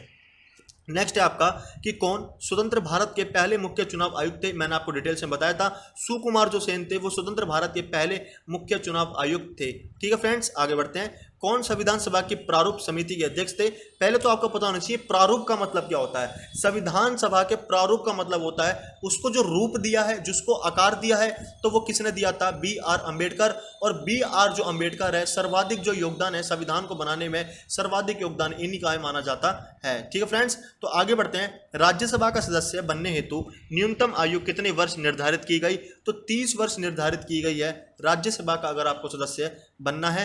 अगर लोकसभा का बनना है तो आपको 25 वर्ष आयु होनी चाहिए। और राज्यसभा का कार्यकाल 6 वर्ष का, लोकसभा का होता है आपका 5 वर्ष का। राज्यसभा का वर्णन किस आर्टिकल में है? तो 80 में मिलेगा, और लोकसभा का मिलेगा 81 में। इसी प्रकार आगे बढ़ते हैं। मैं आपको कई चीज़ों को रिलेट कराता हूं ताकि आपको वहां से चीज़ें सही प्रकार से याद हो जाएं, इसलिए मैं आपको एक ही बात को 2 से 3 बार दोबारा रिपीट करता हूं जब जब वह क्वेश्चन आपके समक्ष होगा। ठीक है फ्रेंड्स, तो आगे बढ़ते हैं कि भारतीय संविधान के किस अनुच्छेद के तहत भारत के किसी राज्य में राष्ट्रपति शासन लगाया जाता है? जब इसने बोल दिया राज्य, तो राज्य में 356 लगता है, और राष्ट्र के बाहर होता है तो हम लगाते हैं 352, और 360 में हमारा है वित्तीय आपातकाल, जो कि आज तक भारत में नहीं लगा है। इसी प्रकार आगे बढ़ते हैं। किस संविधान संशोधन विधेयक से दल बदल निरोधक कानून संबंधित है? तो आपका राइट आंसर होगा 52वां संवैधानिक संशोधन। तो दल बदल से संबंधित था 52वां संवैधानिक संशोधन। ठीक है फ्रेंड्स, नेक्स्ट आगे बढ़ते हैं। यदि राष्ट्रपति अपने पद से त्यागपत्र देना चाहे तो वह किससे लिखकर ऐसा कर सकते हैं? तो उपराष्ट्रपति से। ठीक है, अगर राष्ट्रपति चाहता है कि अपना त्यागपत्र देना चाहता हो तो वह किससे लिख कर देगा या किससे सहमति लेगा? तो उपराष्ट्रपति से। ठीक है फ्रेंड्स, तो आगे बढ़ते हैं कि संसद के सदस्य की निर्भरताओं से संबंधित प्रश्न का विनिश्चय करते समय राष्ट्रपति किसकी राय प्राप्त करेगा? तो आपका राइट आंसर होगा भारत के निर्वाचन आयोग की। ठीक है फ्रेंड्स, तो वेरी वेरी एमपी क्वेश्चन है। इसी प्रकार आगे बढ़ेंगे कि किस संवैधानिक संशोधन के अंतर्गत भारत में प्रशासनिक न्यायाधिकरण का प्रावधान किया गया है? तो आपका राइट आंसर होगा 42वां संवैधानिक संशोधन। तो 42वां संवैधानिक संशोधन को इसीलिए ही मिनी कॉन्स्टिट्यूशन का दर्जा दिया गया है क्योंकि इसके अंतर्गत बहुत सारे कार्य किए गए हैं। जैसा कि मैंने आपको बताया कि 42वां जो संवैधानिक संशोधन है इसके अंतर्गत ही भारत में प्रशासनिक न्यायाधिकरण का प्रावधान किया गया है। ठीक है, इसी प्रकार नेक्स्ट आपका क्वेश्चन बनता है कि भारतीयों को भारतीय संविधान कौन सी नागरिकता प्रदान करती है? तो एकल नागरिकता का प्रावधान है भारत में, और भारतीय संविधान एक नागरिकता का प्रावधान देती है प्रत्येक व्यक्ति को। ठीक है, और एकल नागरिकता का जो प्रावधान है हमने किस देश से लिया है? तो ब्रिटिश संविधान से लिया है। नेक्स्ट है आपका कि आंध्र प्रदेश से अलग एक राज्य तेलंगाना का गठन हुआ, इससे भारतीय संविधान की किस अनुसूची में परिवर्तन हुआ? तो वो था अनुसूची फर्स्ट। और अनुसूची फर्स्ट के बारे में मैंने आपको बताया था, संसद के पास अधिकार होता है नए राज्यों का निर्माण करना या राज्यों की सीमा को घटाना या बढ़ाना या उसमें किसी प्रकार का हेरफेर करना, ये सारा का सारा अधिकार संसद के पास होता है। ठीक है, तो इसी प्रकार जब तेलंगाना नए राज्य का निर्माण हुआ तो क्या था? अनुसूची 1 में ये परिवर्तन हुआ था। ठीक है, नेक्स्ट है आपका कितने मूल कर्तव्य भारतीय संविधान में दिए गए हैं, तो 11 मूल कर्तव्य हैं।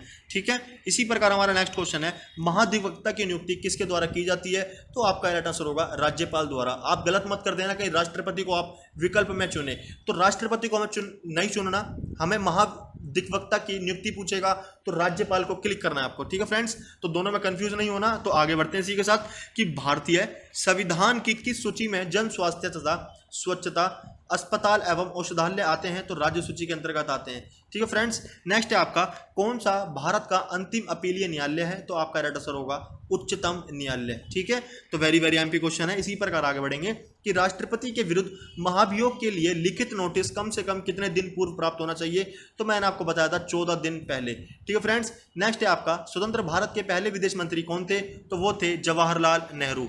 नेक्स्ट है आपका कि भारत के कौन से राष्ट्रपति निर्विरोध चुने गए थे या निर्वाचित हुए थे, तो वो थे नीलम संजीव रेड्डी। इनका नाम आपको डेफिनेटली याद करना है, यह क्वेश्चन एग्जाम में कई बार उपस्थित हुआ है और यह क्वेश्चन की आने की संभावना और भी बढ़ जाती है। क्यों?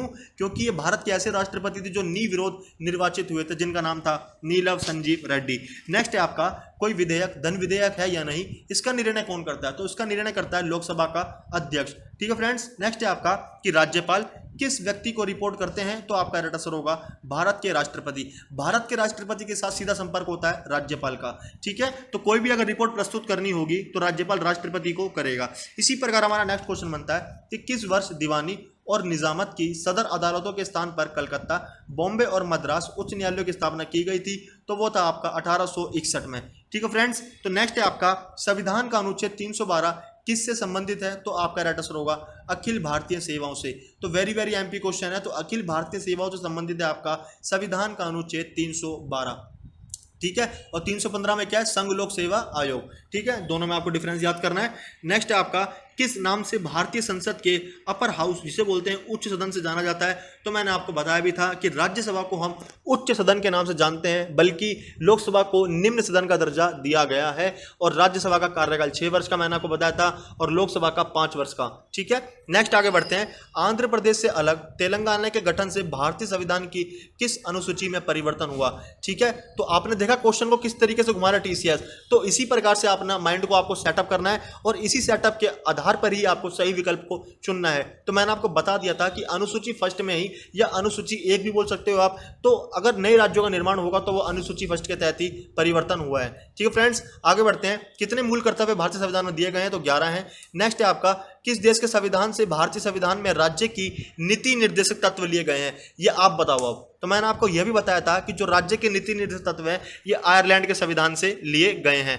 ठीक है, तो आगे बढ़ते हैं। कौन काले धन पर भारत सरकार द्वारा गठित विशेष जांच दल के प्रमुख हैं, तो वो थे आपके न्यायमूर्ति MB शाह। इनका नाम आपको जरूर याद करना है, वेरी वेरी इंपॉर्टेंट क्वेश्चन है ये न्यायमूर्ति जो MB शाह हैं, इनके द्वारा भारत सरकार द्वारा गठित विशेष जांच दल के प्रमुख हैं।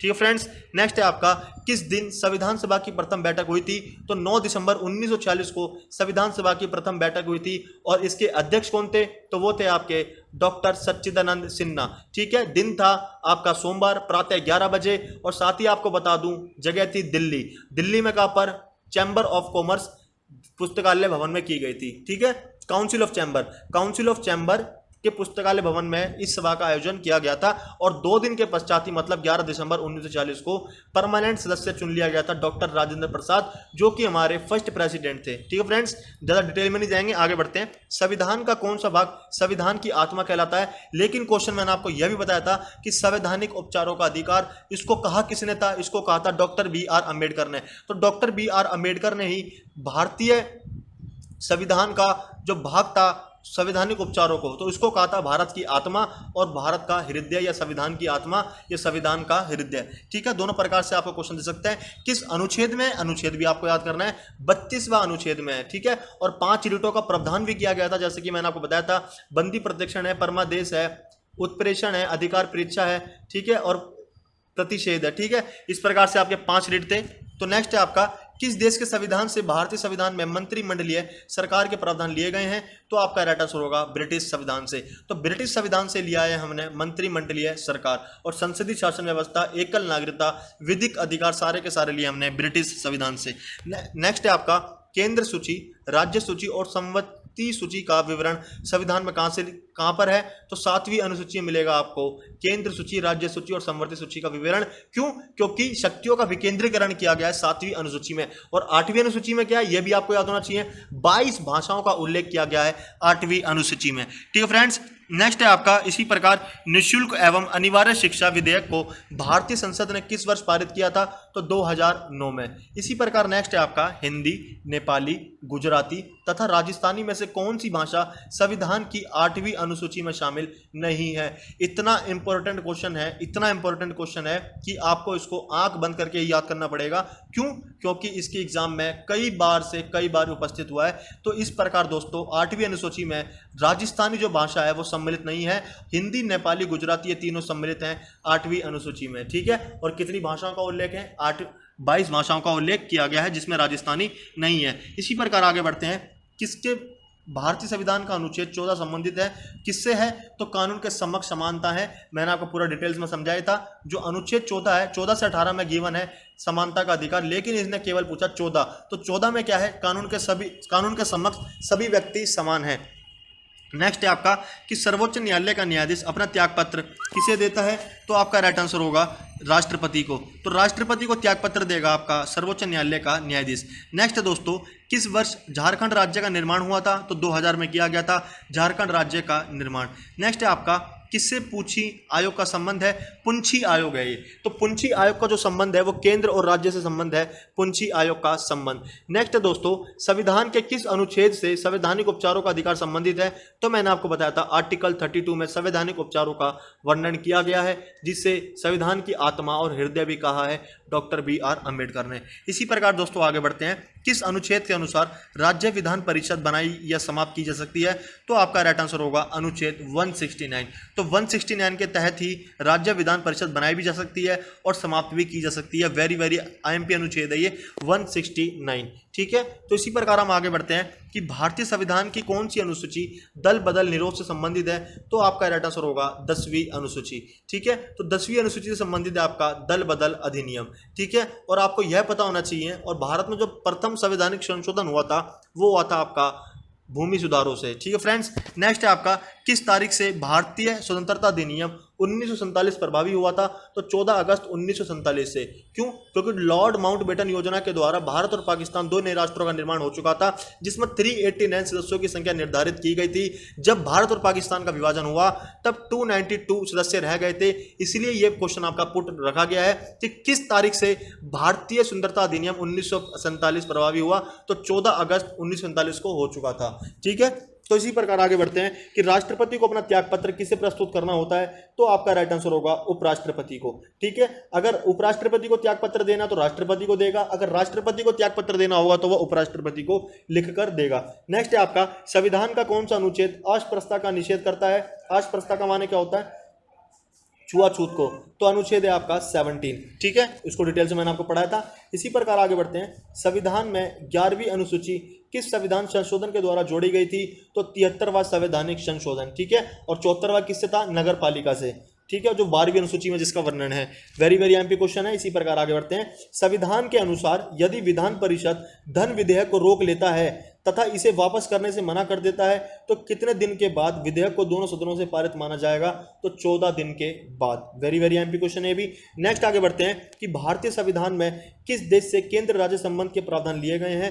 तो आपको पता होना चाहिए, जो केंद्र राज्य संबंध है वो हमने लिया है कनाडा के संविधान से। तो वेरी IMP क्वेश्चन है दोस्तों। इसी प्रकार आगे बढ़ते हैं कि भारतीय संविधान का अभिभावकता किसमें निहित है? तो सर्वोच्च न्यायालय में।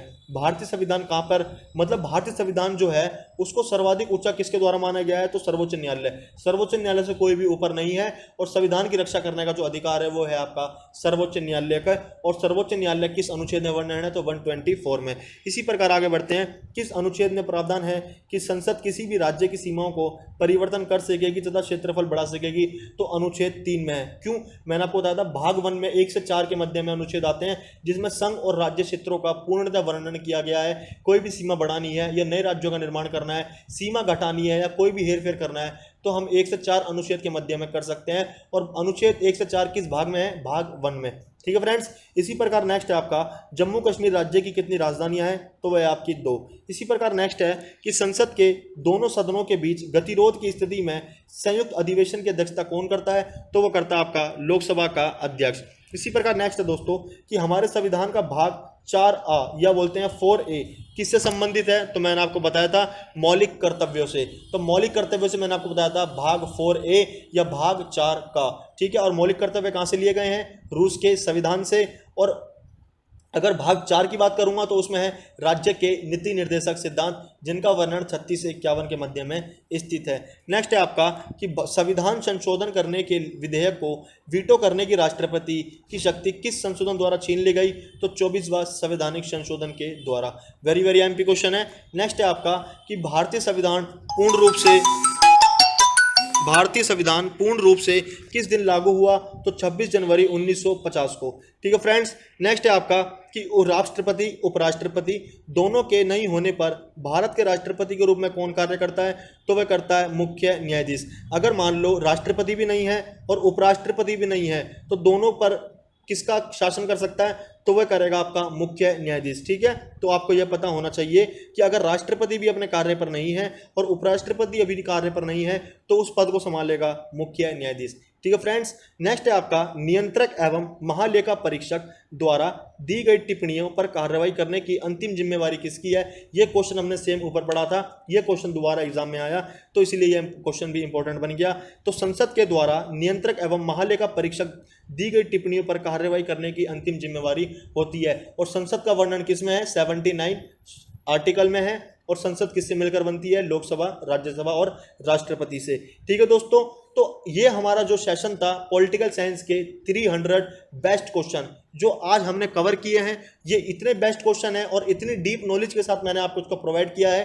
तो दोस्तों इसको आपको रिवीजन करना है और आपको वीडियो का लेंथ लंबा लगे जैसा भी अगर आप सोचते हैं तो उस प्रकार से आप 2 से 3 बार में इस वीडियो को देख सकते हैं। अगर कोई न्यू स्टूडेंट है तो चैनल को सब्सक्राइब करें और नोटिफिकेशन, ताकि उसके पास सभी प्रकार का नोटिफिकेशन आए।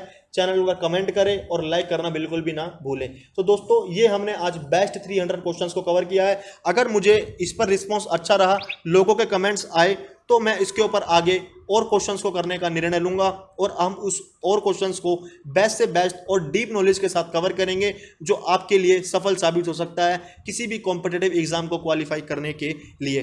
ठीक है दोस्तों। तो इसके अंतर्गत हमने कितने क्वेश्चंस को कवर किया है? 300 बेस्ट क्वेश्चंस को कवर किया है जो आपके एग्जाम के लिए बेहद फायदेमंद साबित होगा। तो मिलते हैं दोस्तों नेक्स्ट वीडियो में। Thank you very much.